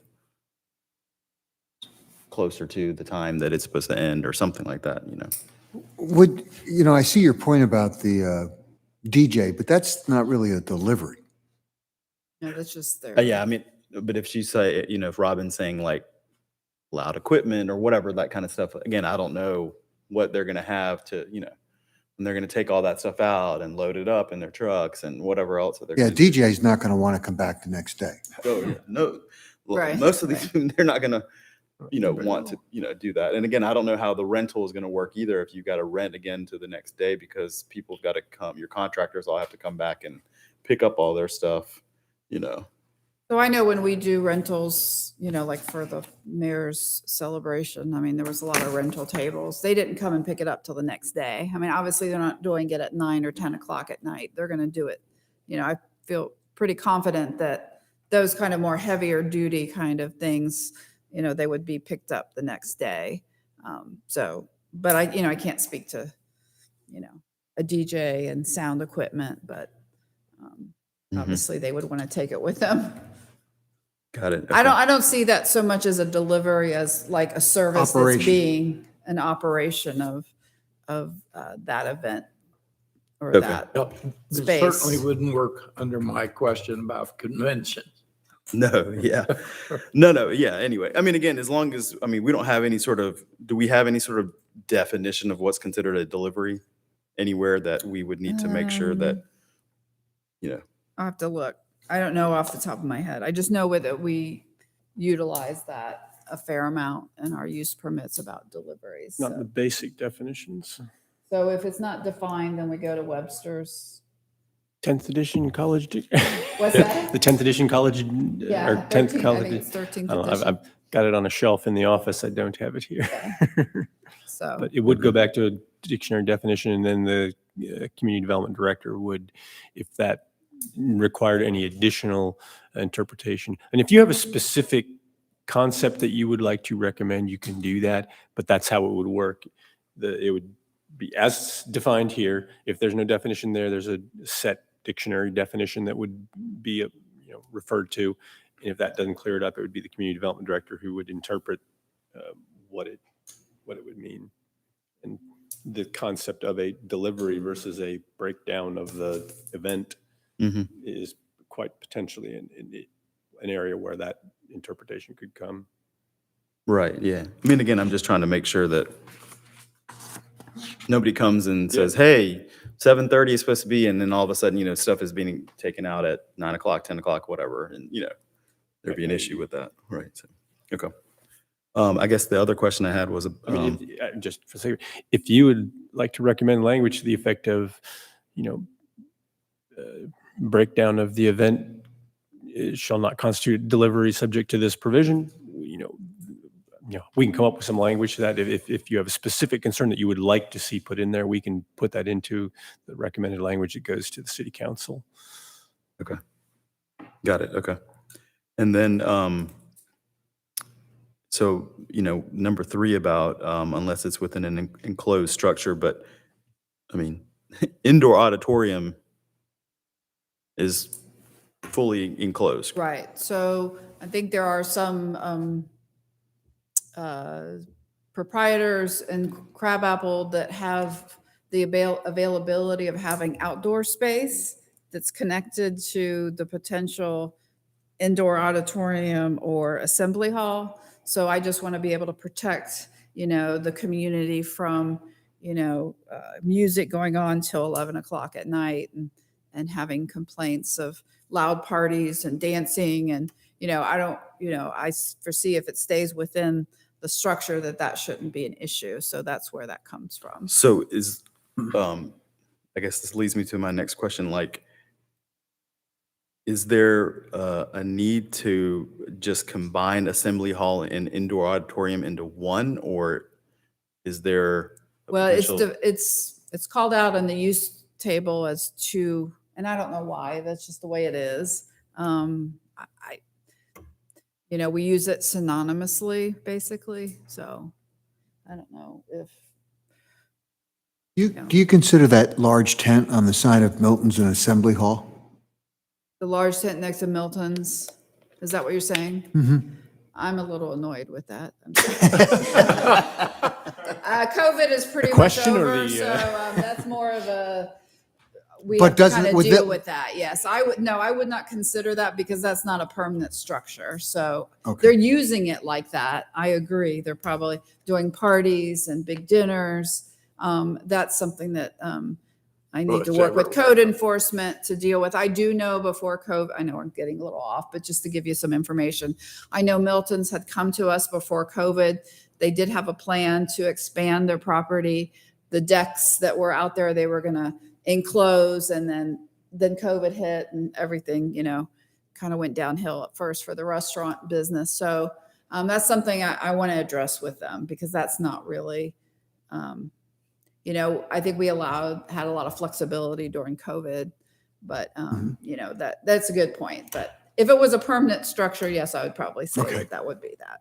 Robin, just out of curiosity, do we have, or have you had any inquiries from developers wanting to build an assembly hall or an indoor Well, so auditorium? yes, we have. That's kind of what precipitated this process. Yes. So Crabapple Market wants to utilize one of their spaces as this type of use, and they have availability of outside space as well connected to it. But whether they do it or not, I would. That's the area right here. No, Crabapple it's Market. where the I'm sorry, I'm over turned this around. way, facing Yeah. Crabapple. Okay. Yeah, it's T5. So Okay. But back to your point of earlier, you're not going to permit them to have their music blared outside on their I mean, that's what I'm patio. proposing. I mean, if you all feel like, you know, it doesn't need to be that restrictive, then that's your prerogative to make another recommendation. But that was my recommendation.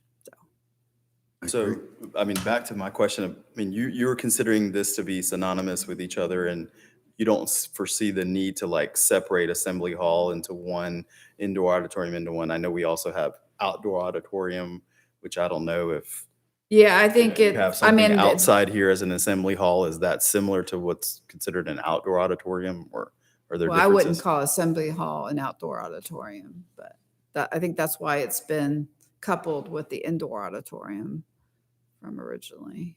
Because you consider the assembly hall to be just something enclosed. Right, Or pretty much mostly enclosed. right. Versus there is a use of an outdoor auditorium Which in none the of it's enclosed.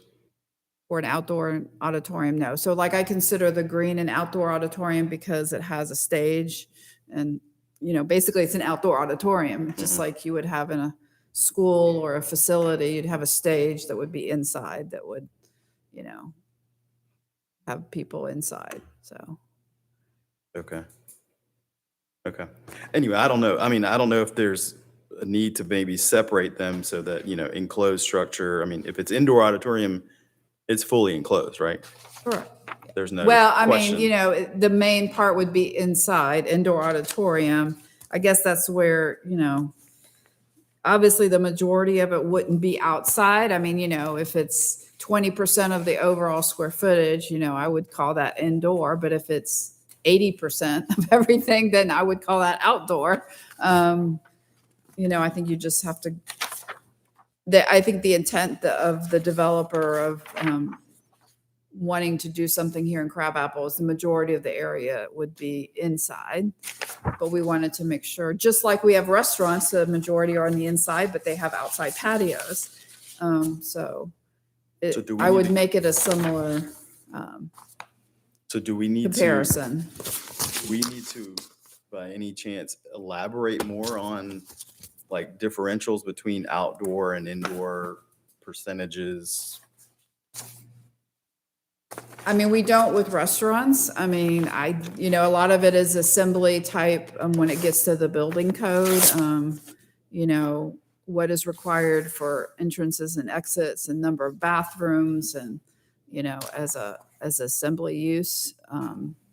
It's up to you if you all want to do that. I mean, do you know if any other surrounding jurisdictions do I anything like looked, that? I mean, I had to go pretty far away to even find something specific that was similar to what we're proposing. So they did not make a differentiation between inside and outside or any kind of percentages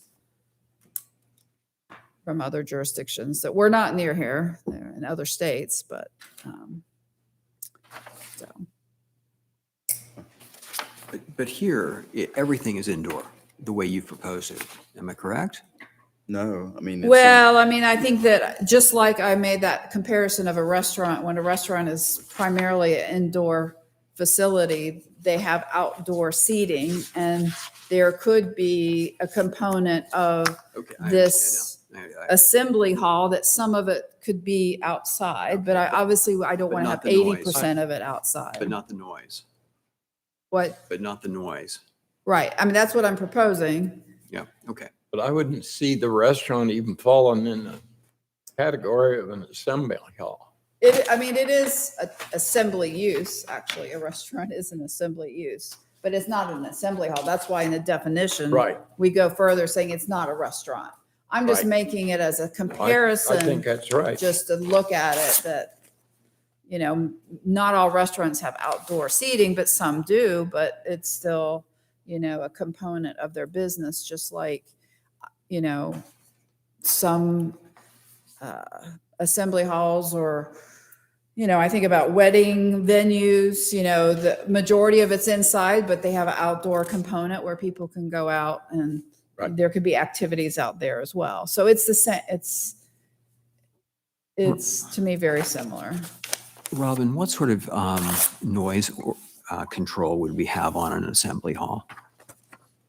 How do you I think you just have to go back to, I think it's chapter 20, to the noise ordinance, and whatever the decibels are. But I mean, I'm hoping that if it's inside, it's not really going to have a huge impact. But again, I know there's been experiences with other businesses over on Highway 9 where the bands were, or the music was so loud, people could hear outside of it. Yeah. But hopefully, you know, so that they would have to still comply with that noise ordinance, Okay, even if the music or the sound came from the inside.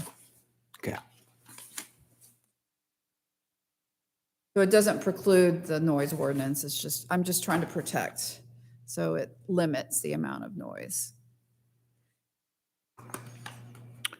I guess I had another question about again, just trying to understand like potentially developers or what's the mindset of people with indoor or outdoor auditoriums, because like if it's an indoor auditorium, could they still have general public events happening at an indoor auditorium, like some sort of concert type of thing? I don't know, something like that where it's general public tickets, you know? So if you look at the way that I have it defined is a building or a portion of a building for public rental for the purpose of private party events. So it would not just be like what they do on the green. They may have something, you know, for the public and you can go free. You couldn't do that. It would have to be an entity that rents the facility and invites you to it or sells tickets to it.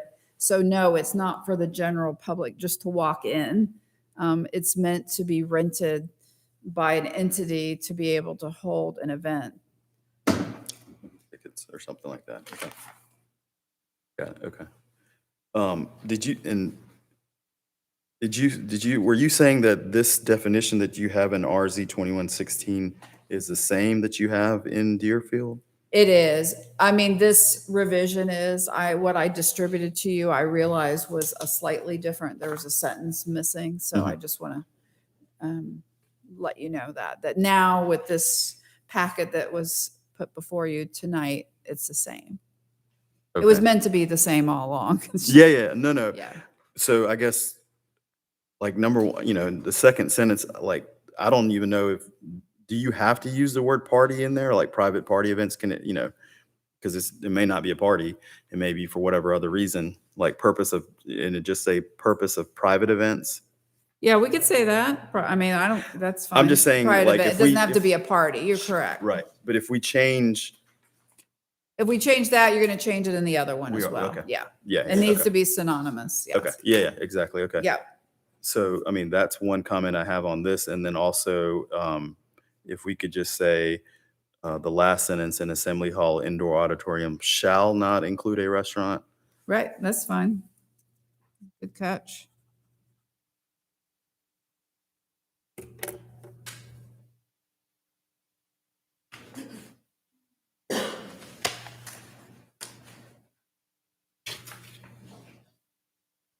You're just going to change the word party to gathering?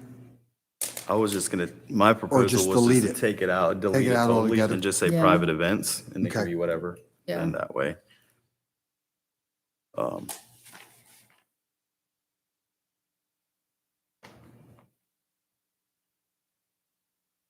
So you're just taking out private party, right? I'm taking out my proposal is to take Party. out the word party and just Party? say purpose of private Okay. events. Got it. Yeah, and then, and then back to RZ 21-15 for number 3. Could we say something to the effect of is within a like fully enclosed structure? Just so that Yes. Okay, that's fine. it's crystal clear that, it's fully enclosed. It's Yeah, I not get that. That's partially great. Yep. enclosed or anything. No, that's a good point.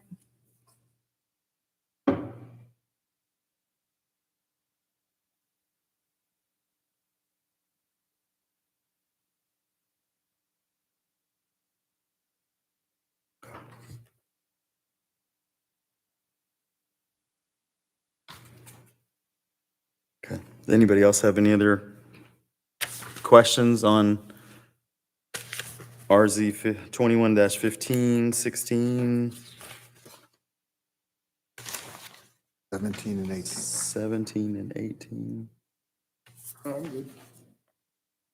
So the only other thing, again, my whole point about the, on RZ 21-15 about the delivery, do we want to add what potentially Paul was suggesting, in terms of, I mean, is it clear for everybody, like deliveries doesn't include, breakdown and haul away and all that kind of stuff, or should we add To me, something? that falls under operations. And you wouldn't consider it to be I like wouldn't consider it a thing? delivery. Okay. Everybody okay with that? Yep. So the timeline is still, the time frame is still fine, 7:30 to 7:30? Okay.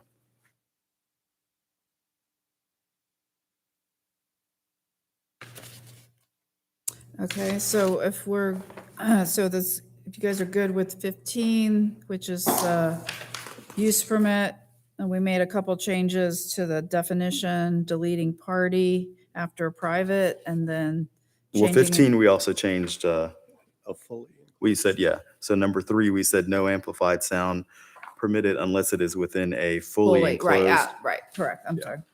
Stand corrected. And then on the definitions, it would reflect both for Deerfield and Crabapple, the leading party, and then changing out indoor auditorium shall not include a restaurant, and deleting does.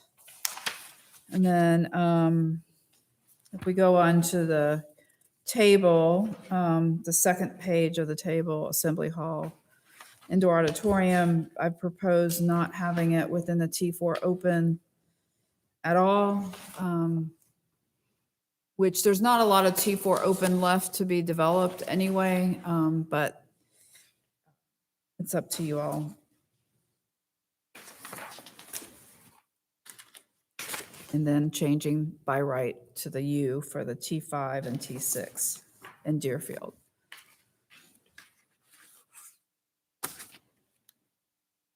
Robin, would that impact, there's those big projects along Deerfield.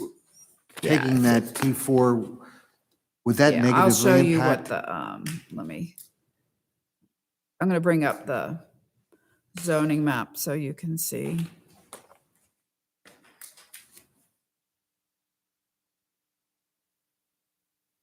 I can get to it.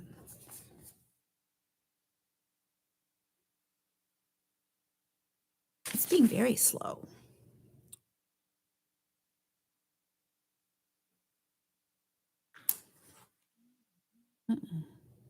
Like my computer at home.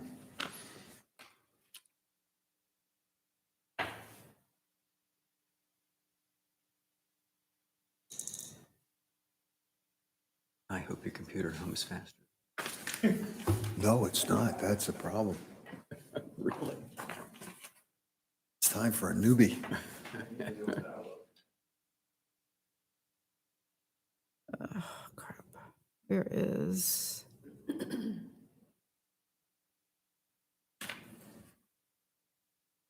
Want the maps.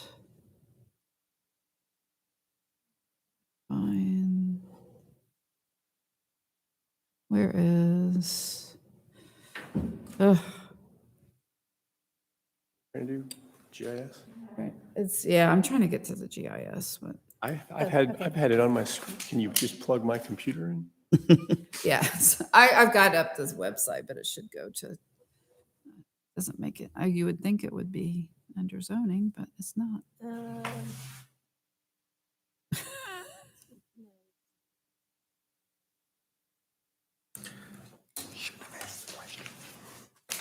Is there an HDMI I can just plug mine into? I don't know. Yeah.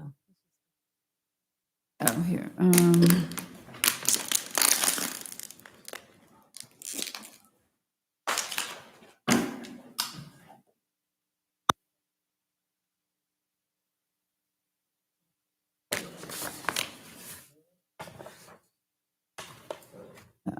This should be, I guess this is a lesson learned. There should be ARC, GIS.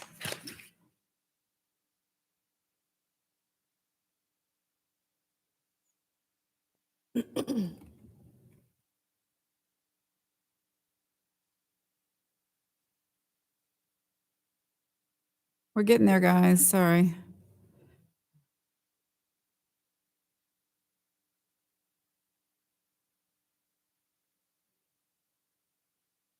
Shouldn't be that hard. We have to try to this. We have to fix this.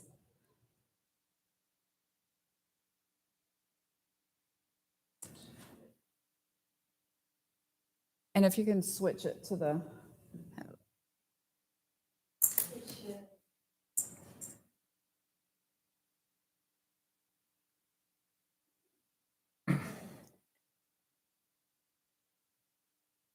You guys might have it on, do you have it on your screen or no, not yet? Okay. No, there we go. There you go. Okay. So T4 open. So all the dark purple and super dark plum, this is T5, along Highway 9. And then this is the T6. This is a residential subdivision, but so this has all been developed here. Well, there's a couple of parcels not. This is, the city owns this land on the north side. This has all been developed. Parcels here, that's T4 open. Then this is developed as T4 open. This is developed, that's T4. There's a land disturbance permit right now for a medical office right here at the corner. So that's developed. The what? Yeah.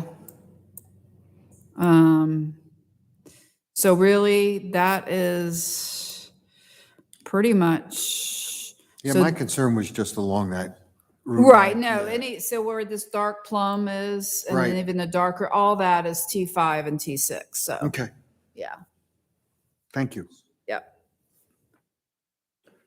So Robin, just quickly, so like convention center, conference center, all of that, there's no like requirements on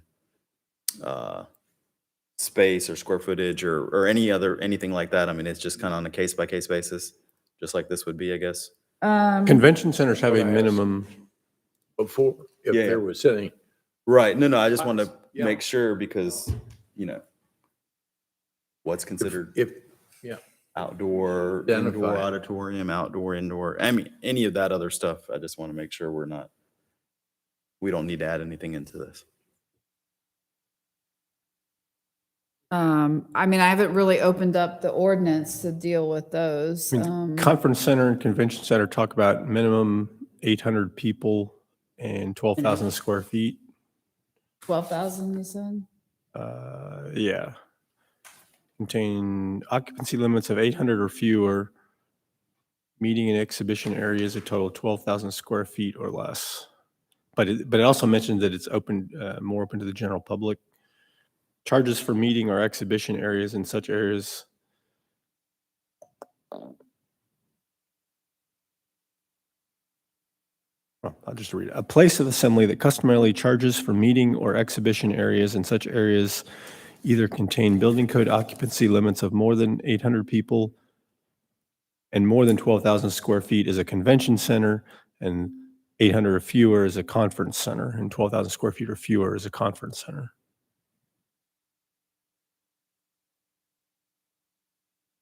Yep. Yeah, so it's a defined good. different use altogether. Okay. Okay? Good. Okay, so, and then we have 18, RZ 2118, which is a definition for Deerfield, so we will get rid of, Line 2 party, yeah. and Get last rid of line. party, and then shall, and this shall not include a restaurant, so. So anyway, okay, so if you want to go ahead and if there's no other discussions on any of the items, you'll need to go through and vote on each individual text amendment or RZ number. Okay, so RZ 21-15, is there any other discussion? Okay, entertain a motion. I move we approve RZ 21-15 with the noted changes. Second. Okay, and just a friendly amendment, just to specify the change would be from the proposal for number 3 to say no amplified sound permitted unless it is within a fully enclosed structure. Correct. Right, Okay. yeah. All right, any discussion? Mm. All right, all those in favor say aye. Aye. Anybody opposed? Okay. Next is RZ 21-16. Any discussion? Take a motion. I move that we recommend approval of RZ 21-6 as 16. 16. Sorry, what did I say? 6. Oh, 16, as presented, except that in the second line, the word party will be deleted, and in the final line, the word does will be deleted, and the word shall be included in its place. Okay. I'll second that. All right, we have a motion and a second. Any discussion? Okay. All those in favor say aye. Aye. Anybody opposed? Okay. That passes. RZ 21-17. Any discussion? Anybody want to make a motion?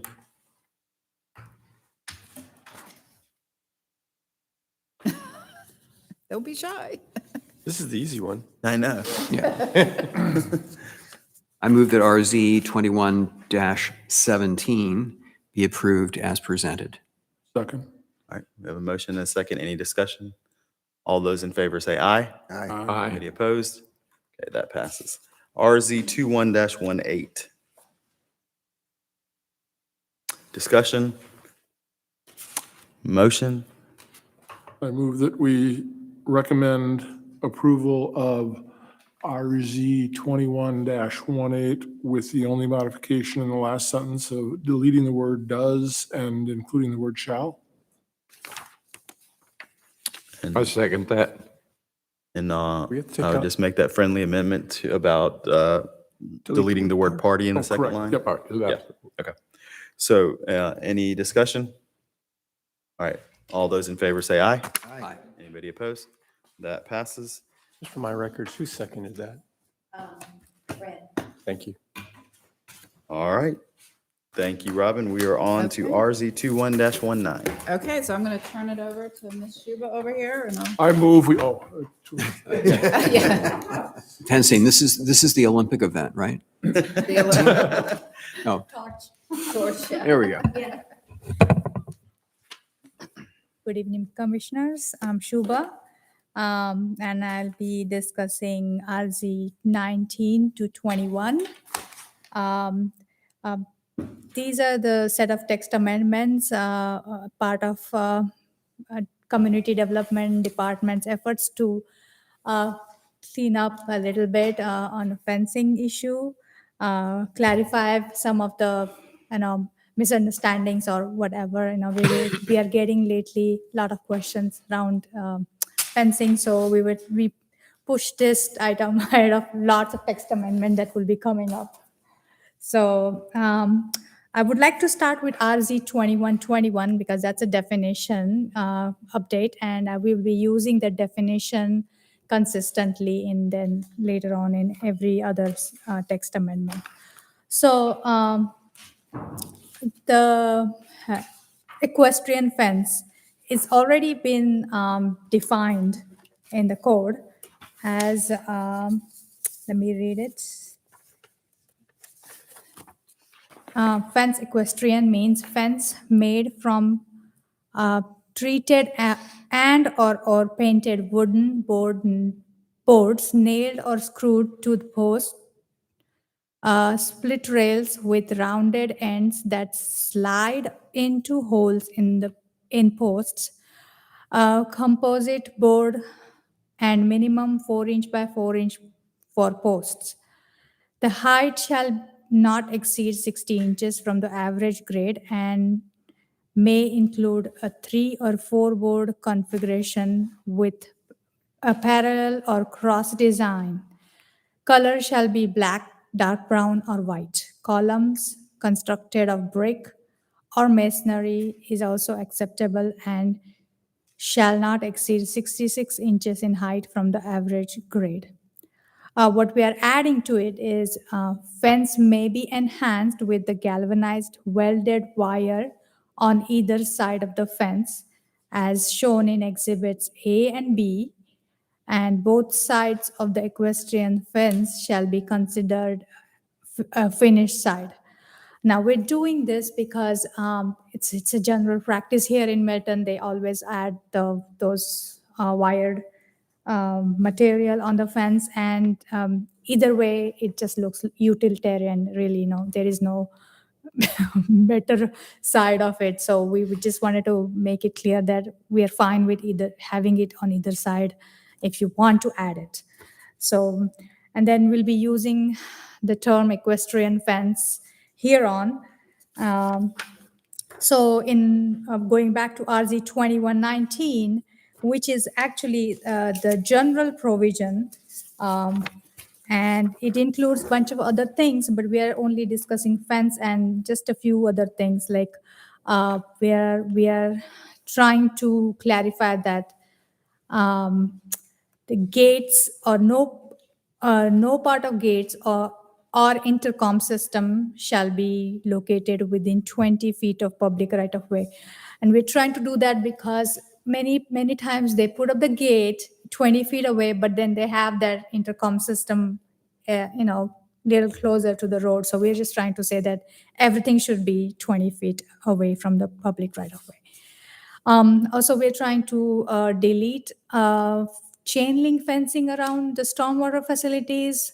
For obvious reason, we don't want to see chain link fencing anymore. Then we're just changing a few things in the, number 5, where it's talking about the height of the fence. Now, everywhere else, the height of the fence along the exterior street is 5 feet. So I don't know why there was a little, inconsistency in this particular section, but we tried to make it consistent that along the exterior street, it will be 5 feet equestrian fence, and inside in the rear yard, if it's not on the exterior street, we will allow 8 feet opaque fence. So that's what we're trying to do here. We have deleted a few of the duplicate codes, and like, for example, number 2, fence, number 3, which says fence color shall be black dark, because we have already included that in the fence definition, so we don't need to again mention that here. And everywhere it says 3 or 4 board, since we have included that particular specifications in definitions, we are trying to exclude those wordings and trying to include the word equestrian fence instead. The minor changes that the fence shall be set back minimum 3 feet. Again, this was a duplicate. It was already covered in number 6, the last sentence. So we're just deleting that the bullet point. The major part of this text amendment is we're trying to make it very, very clear that if the fence is along fence side or the side corner of I'm just trying to explain, because what happens is there are only 2 types of lots are here. They are either in the subdivision or in non-subdivision, and it can happen that either in the subdivision or non-subdivision you can be facing the exterior road, and you can have a corner or a side corner of your fence right along the exterior road. So either way, we're just trying to make sure that if it happens to be along the exterior road, it is going to be equestrian fence is going to be required. If you do a fence, you don't have to do a fence. Yeah, But if you do a fence, it has to be equestrian. Yeah. So if a lot is in a subdivision and the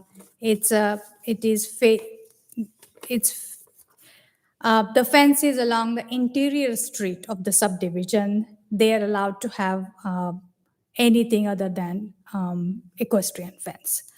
So from RZ 19 onwards, RZ 20, we are actually kind of replicating the same language into AG1, R1, R2, and R2A zoning districts. It's actually worded exactly the same, and we're just trying to replicate it in either all the sections. Yeah. Any questions?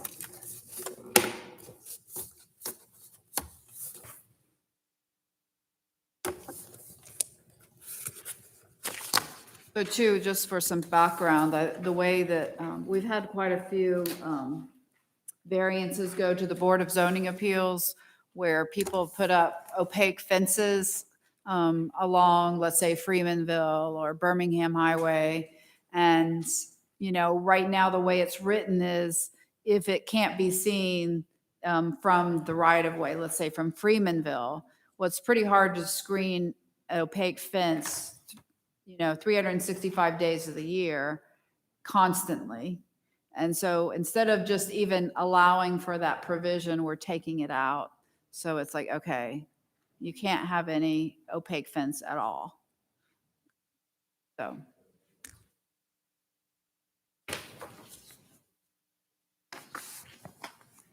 We have a lot of old subdivisions that have these fences. At what point is it required that they would, so I'm under the impression that if a car hits part of their fence, they're allowed to put back what's already there. But is there a point where it needs so much repair that it has to come down? Are they allowed to put what was there, or do they have to go to the fence, and does that, to an equestrian fence, and does that need to be stated in here? We have a non-conforming provision, which I'll take a look at.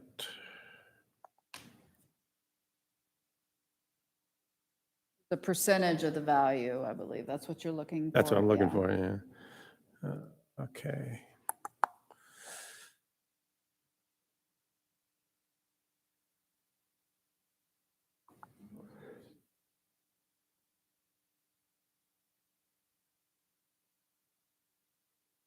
I'm sorry, I can't hear you. What?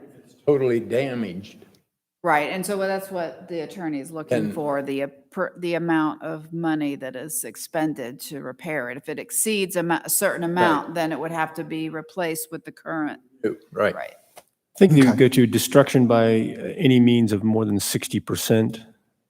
Of the total, all the fencing that's there? Correct? Yeah, it contemplates more generally like a structure and square footage, but I think we would apply that to, I mean, if the length, if 60% of the length. So it doesn't need to be here, though? It's already covered someplace Correct. else? I don't think.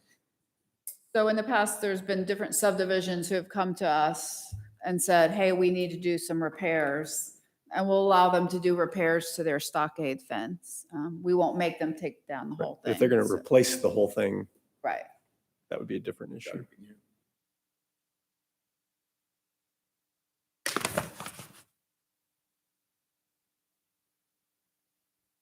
So for the, in the definition, Mm-hmm. I mean, I understand that you're saying that people are using this galvanized welded wire, but is that, I mean, is the city okay with that kind of a look, with that wire there? Can't see it.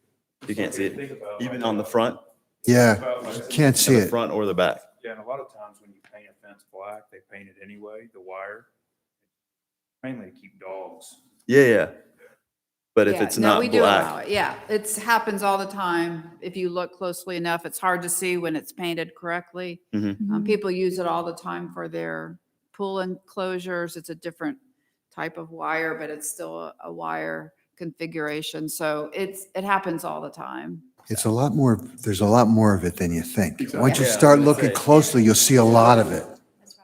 yeah, and I didn't know if it was on the, front and, I know you're saying here, front and back, but, Right. I mean, either way, it's a similar look, so it doesn't matter to us as such. So we're just trying to make a differentiation because when you have a stockade fence or a privacy fence, typically That's to the there's outside. an outside and there's an inside. I think about like a Right. piece of clothing, the inside where the seam is where all the, infrastructure Finish side and out. then finish Yeah. side. Right. Whereas with an equestrian fence, we don't really care whether the wire's on the Right. inside or the outside because it pretty much appears to be the same. So, okay. And galvanized welded wire is the common terminology that would yeah. be. Mhm. Under your comment about the intercom, Mhm. I guess my concern is, do most people put their gates right at the end of that 20-foot?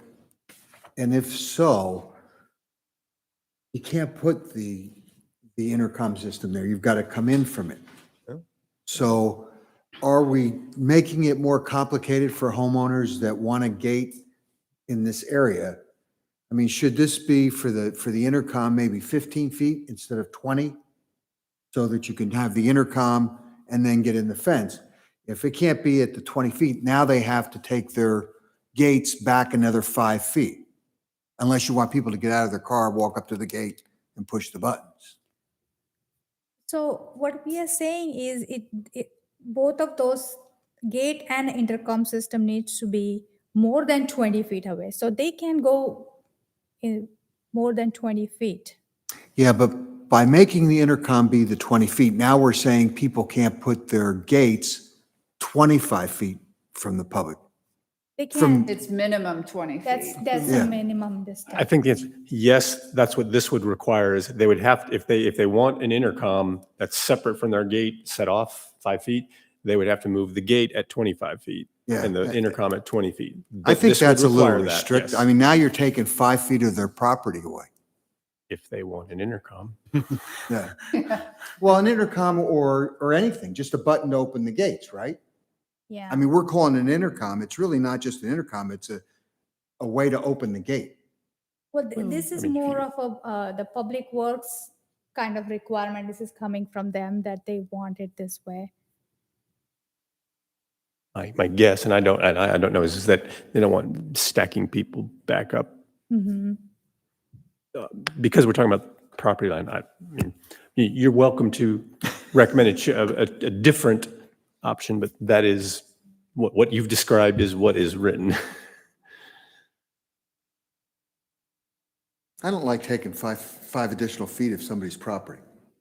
But is that what's considered intercom, is what you're also saying in terms of a button? Yeah, a button, anything. Is that You're, right? Yeah, you're you can talking have about, a keypad where they type in, or they might have a card, whatever the system. But it's a private gate, and so Even if it's We're just a not taking away keypad, but the it's not an intercom or anything? Correct, keep that in. But what they're worried about is having this pole there, right? yeah. Okay. My point is, couldn't we say 15 feet for the pole and 20 feet for the gate, instead of now saying the pole has got to be 20 feet also. So now the gate has to be 25 feet. Because you have to have a certain amount of feet between the pole and the way the gate's open. Don't most residential work on or like a garage? Not if your door? guests are coming. If, I mean, If your guests are coming, they're going to stop and do the keypad, or they're going to push the intercom button. I think one thought to consider is, I think, because it's from the right of way, they want the whole vehicle to To be be off of the outside, right yeah, of off way. of the right of way. So if they're stopped at 15 feet, is that enough? Sure, 15 feet is, car is how long? Yeah, and so the Driver's door. pole is where the driver's side, where the driver is, which takes away, what, 6 feet of the car? Yeah. So there's only 10 feet behind them. I don't know, maybe it's not a big deal. I just feel like you're encroaching, you keep encroaching. oh, but again, we're only encroaching, I mean, you could have the fence here and then, go in 5 feet for just the gate area. So you're not saying you'd lose that 5 feet across the entire property line. Theoretically, the gate's just on the driveway. It's pushed, it's just further back on the driveway, not really into the usable yard. Has it always been 20 feet? Yeah, it's been Yeah. 20 feet. I'm just trying to include the intercom system into that Yeah, you'll 20 just feet. add in the red. So for RZ 21-19, number 5, I know you made the initial change from 8 to 5. Were Right. you also still intending on keeping 8 feet along the interior streets? Yeah, if it's the interior of subdivision if the fence is in the side or a rear and it's not facing the exterior street, they can have 8 feet opaque fence over there. That's why. Okay. So if you It's live, just- for example, if you lived in the neighborhood that backs up to Bell Memorial, your backyard, you could have an 8 foot, but up along the street would be 5 feet. Like a street like Freemanville or Hopewell, you couldn't. Well, you couldn't even have that kind of fence. You'd have to have a equestrian fence Right. adjacent to it. But the back part, you can still. Right, that's where the right. 8 So long foot as it's goes. interior. And then obviously if the HOA says, no, you can't do it, that would trump. But Right. we're just being as broad as, So for the first part of number 5, the change, so where it says exceed a height of 5 feet, would it be beneficial to say from average grade, kind of like you had somewhere else, Mhm. instead of just grade? So that way, Well, not average, No, because it's- it's always, they measure it exactly where they're putting the post and that's what they measure. So it's not average. It's not always average. Changing the fence. The 5 feet from grade. So, okay, and becomes down. average, but it's still, Right. got it, okay.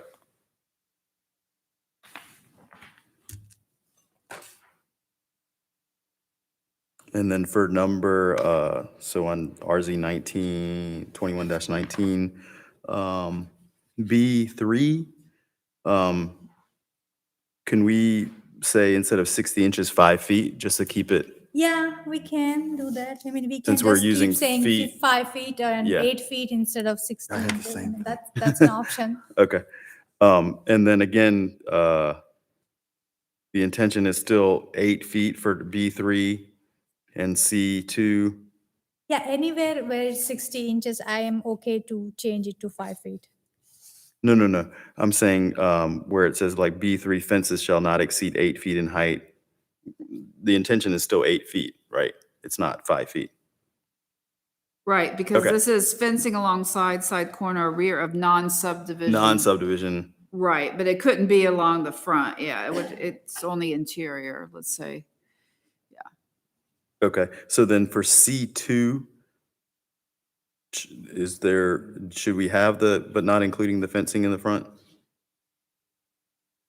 So C2 is actually for the side and side corner of a non-subdivision lot, which could be not facing the exterior. So because in C3, we are saying that if it faces exterior street, go back to 5A. Yeah, so, but I do see something, a side corner means it's on a street, so under C, I would say to delete side corner, because a side corner means it faces a street by definition, so.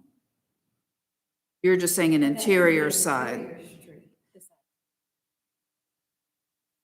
of a non-subdivision lot, but then we wouldn't want it to be on the corner of Hopewell and whatever is the corner, side, yeah. Yeah. So I would recommend that we delete that side corner on the C.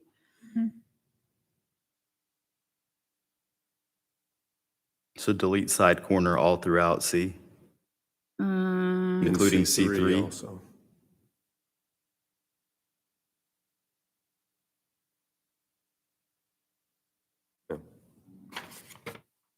It's unnecessary, but I mean, it doesn't need to be there. It wouldn't be a problem if it were there because it says go back anyway. Yeah, that's what I'm But- saying. but- It's always, I'm always sending back to 5A because that's where we are covering that all the corners and side corners, wherever they are facing exterior street. I think it makes sense to take it out of both. Right, yeah, I think so too. Okay. Cleaner. Yeah. Okay, So take side corner out of everything, yeah. okay. C and C C and and C3. C3. Yeah.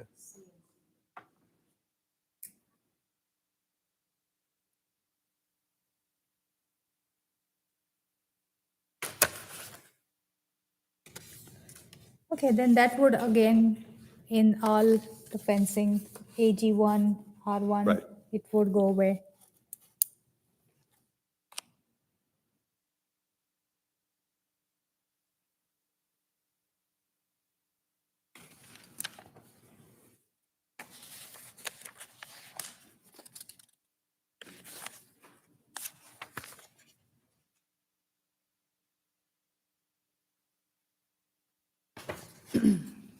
And we'll fix the numeration. I noticed that the changes didn't change the number 7 to 6 and A or whatever, so we'll make sure.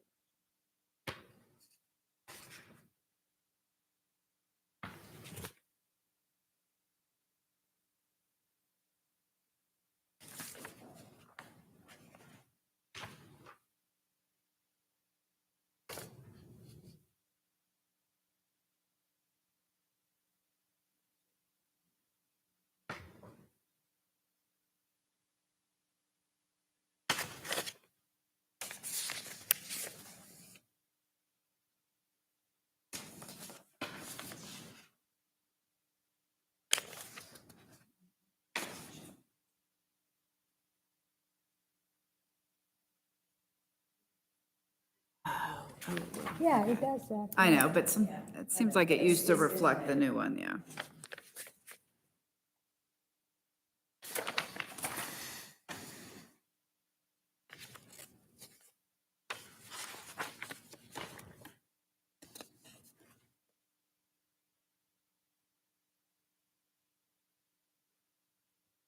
Okay. Anybody else got any other comments, questions? I mean, ideally, I would have changed the way it is organized right now, like A, B, C, but we're just trying to simplify.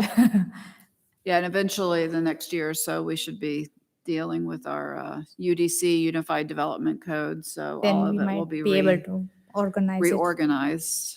Not the content, but just the organization. I thought we had started that process. a Oh, few it years is. It's back. like 85% done. Our consultant has done it, but we need to start working on, getting it into the public for you all to look at. So we've got it a fair amount done. We just have to finish it to the goal line. But everything stays the same. I'm sorry, what?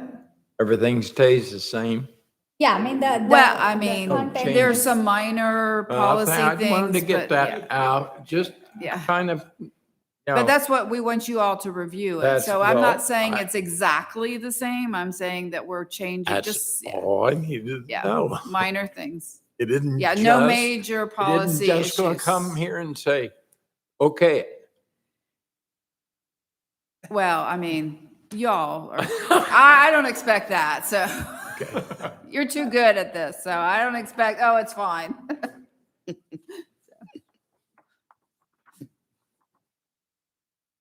Okay, so we'll just need, if there's no other discussion, we'll just need a vote on each item. Right, okay.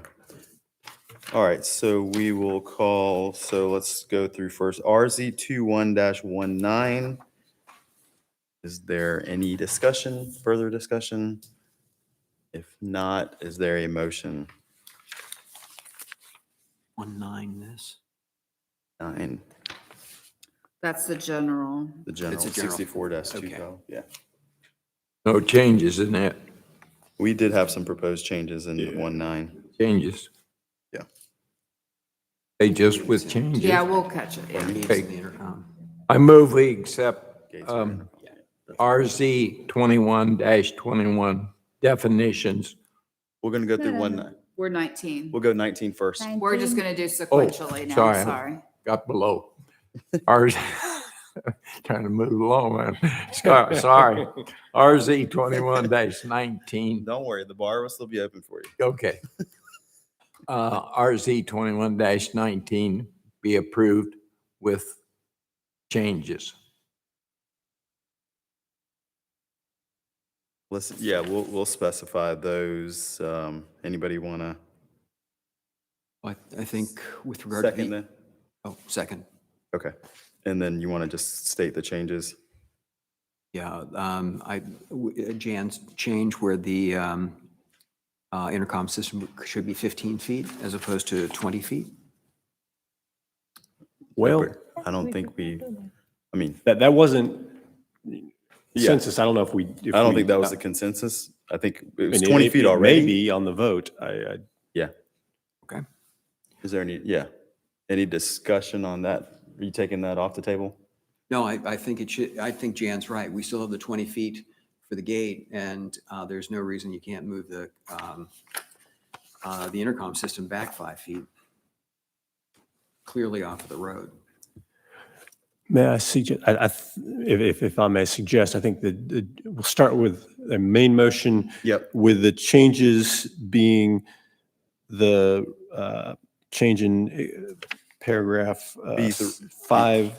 5B3 to change from 60 inches to 5 feet, and the change in paragraph C to change or to delete references to side corner. I think those are the two general Right. changes. That's right. So if we'll make that the main motion, and then if we can make an amendment to the main motion, which would be to include a change to require intercom systems be located 15 feet. No part of an intercom system shall be located within 15 feet of the public right-of-way. And leave the reference to no part of a gate being 20 feet. Right. Okay, so that would need, if someone wants to formally make that their motion for an amendment. The two, seems like between the two of y'all, a motion and a second, whichever way you want to do it. I second with the change of making the intercom 15 feet and the gate 15 feet, period.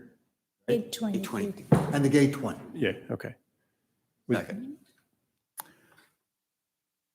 So in the discussion, I have a question about that. If hypothetically we're going to go that way, I know right now we say fences and walls, a part of this is that fences and walls shall be set back a minimum of 3 feet from a public right of way.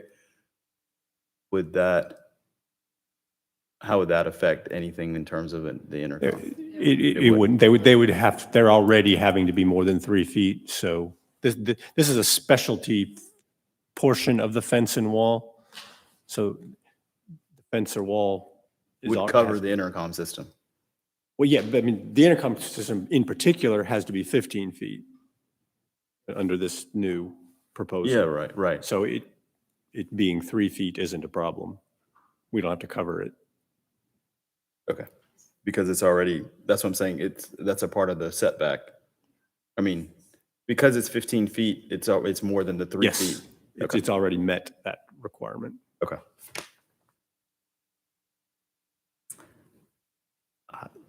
Any other discussion? I mean, again, I know it's already been, before, I guess, number one is the reasoning behind putting this red line in to add in intercom system, because right now we didn't have that covered anywhere, right? Okay. All right, anybody else got any questions or discussions on that, or? I guess my only question is if we're doing this, is 5 feet enough? You know, it's getting pretty close with a vehicle or a truck or an SUV or something like that. Is 5 feet enough space between the fence and the driver's window? I don't know. Way, if you want to do it 5 feet, 15 feet, we might as well just like keep it out, because if we just Right. gate, then What would it default to if it was, Up to you. what would it default to then if it was, if we remove that, what would that spacing, where could they put the intercom system? well, right now they're doing it probably around 15 feet. I Out of don't all know. practicality. But they I could do mean, it we at 3 don't- feet. We don't dictate it. Yeah, But if you exactly. propose it at 15 feet, it's basically the same thing that we're at now. They're just going to put it whatever the location makes sense for the driver's side for the car. So, So what was I the- think the point of the issue is that why have it at 20 feet? That just doesn't make any sense. The 15 gives partial what you're looking for, which is the right of way, being able to do work and not having the poles in the way. Some people may put the poles so far back that it's like right at the entrance next to the road where it gets to be a hazard. So this clears up part of that, but it also gives the homeowner, they don't lose an additional 5 feet. well, I would say that that's true for a regular vehicle or truck, but when you're looking at, let's say if there's a fire truck coming to meet, to come to deal with an issue, a fire truck is a lot longer than 18 or 20 feet. So I think that that was the point that Shuba was trying to make sure that an emergency vehicle that tends to be longer could be able to clear it. But again, obviously. The emergency vehicle has the sound system anyway, so it Right, wouldn't I even, mean, it I wouldn't know, even I was need going to the- say that too, but. Livery. Yeah, it does, they go right through anyway, so they don't need it.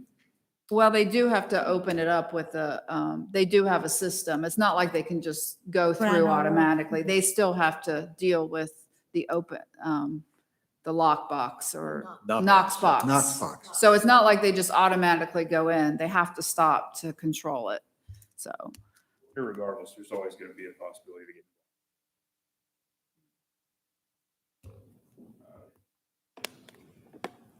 If we look at every scenario, what about the truck pulling a horse trailer? Right, Well, that's exactly. 40 feet. Now what do we do? I mean, that's the minimum where the gate has to be. So hopefully, I think to your point, if it's an equestrian facility and it's gated, hopefully they're going to allow 30 or 40 feet That's to what, accommodate their uses. So, I think change it to 15. Whatever.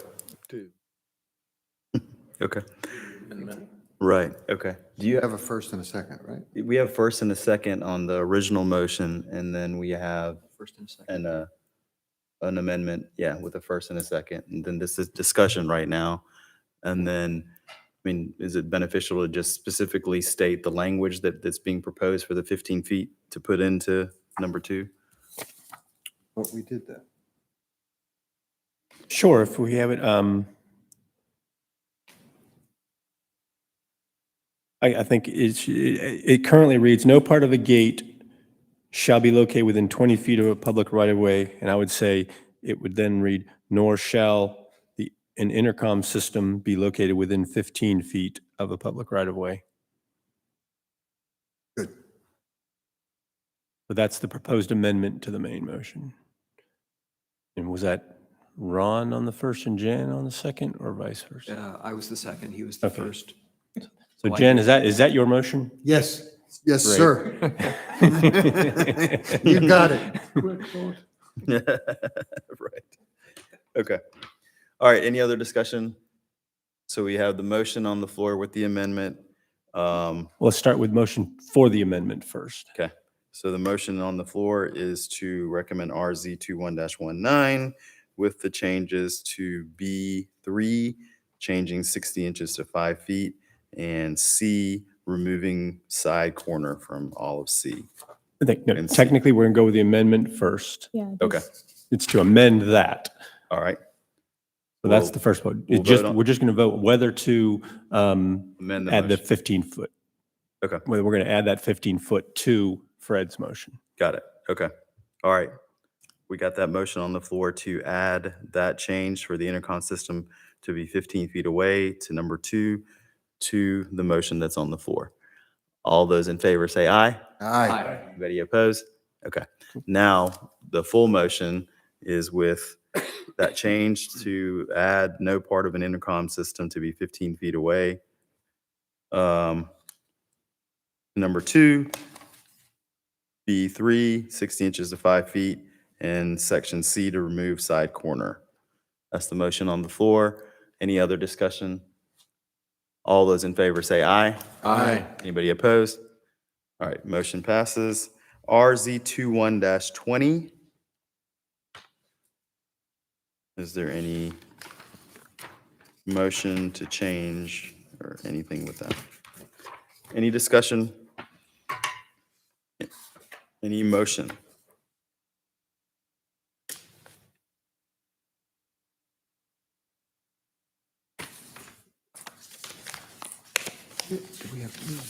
Changes. So there don't are have any changes. Yeah. 5 foot instead of 60 inches. Or 5 foot instead of 60 inches. Yeah. 5 feet and the side corner, I can do those two. You looking for a motion? Mm-hmm. I make a motion that we pass RZ 21-20 with the changes of 60 inches to 5 feet and the removal of side corner. Second.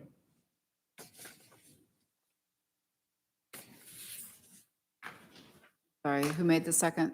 What, no, oh, it's 60 inches, so where, that's on RZ 21-20? Yeah. I mean, it's everywhere. It's a different- We have used 60 inches. Oh, okay, yeah, and Multiple B3, C3. B3 has that, okay. Okay, so that's the only thing, right, to change B3 In the side corner, C. and remove side corner from C3. C, B and From all of C and Oh, C3. and C and C3, yeah. what about B4? Side corner there. Wherever there's side corner, right? Delete any reference to side corner. Delete any reference to side corner? Well, that's. Well, that's in the C. subdivision. Yeah, B That's is why we're not taking it out of B4. Correct. Oh, Not out of right. B, Yeah, but right. out of C. Right. You gotta see C. Yeah. Okay, so motion on the floor is to change in B3, 60 inches to 5 feet, and in section C and C3 to remove the word side corner. Is that correct? Yes. sir. Okay, that's the motion on the floor. Is there a second? Second. We have a second. Any discussion? All right, all those in favor say aye. Aye. Anybody opposed? That motion passes. Now RZ 21-21, Definition. definition. Any discussion? Anybody want to make a motion? I move that we recommend approval of RZ 21-21 as presented. Okay, A second. Did the second. Kurt. Both. who wants a second? Kurt. I'm gonna fight over it. All right, back to the tape. Commissioner Noltes gets the second.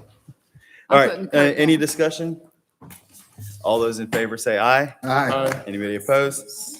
That motion passes. And is there anything else on the agenda? We have a calendar. Robin. We already did the calendar. Okay. Although we do have one amendment in February or I'll have to send you the email. The way, I think there's a holiday that the the council has a Wednesday meeting, so it interrupts our Wednesday meeting, so we're gonna have it the next day on Thursday. But I'll send you an email. It's either January or February. I think it's February because of February. President's Day. I think the Thanksgiving. No, it's January. It's the Martin Luther King. Martin Luther King falls on the 17th. Right? Is that the one? Yeah, 17th is Monday, January 17th is a Monday. But our meetings are the, Calendar. I thought it was February because I think it's later, but let me check.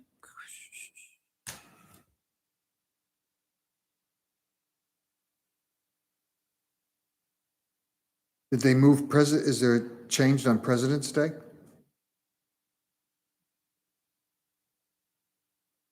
Okay, so Yeah, it says Martin here on the Luther King, calendar, so, says okay. city's regular meeting on Wednesday. no, it's not till February.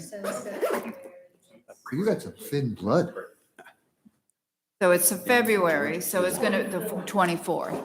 Because Yeah, Martin there we Luther go. King is sooner in the month. I don't have to worry about that. So instead of being the 23rd of February, it's gonna be the 24th of February, the planning commission. It's President's Day. Monday is President's Day. President's Day.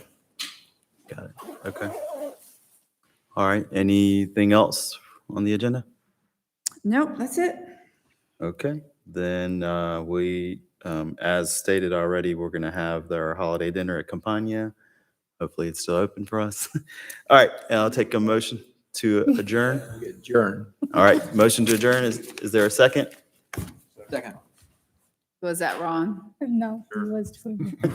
Oh, you guys. Zach. Mr. I would do Middlebrooks. Zach. Second. All right. All those in favor say aye. Aye. Any opposed? Motion is adjourned. So Robin, when does everything transition though? When does the new, It's January. so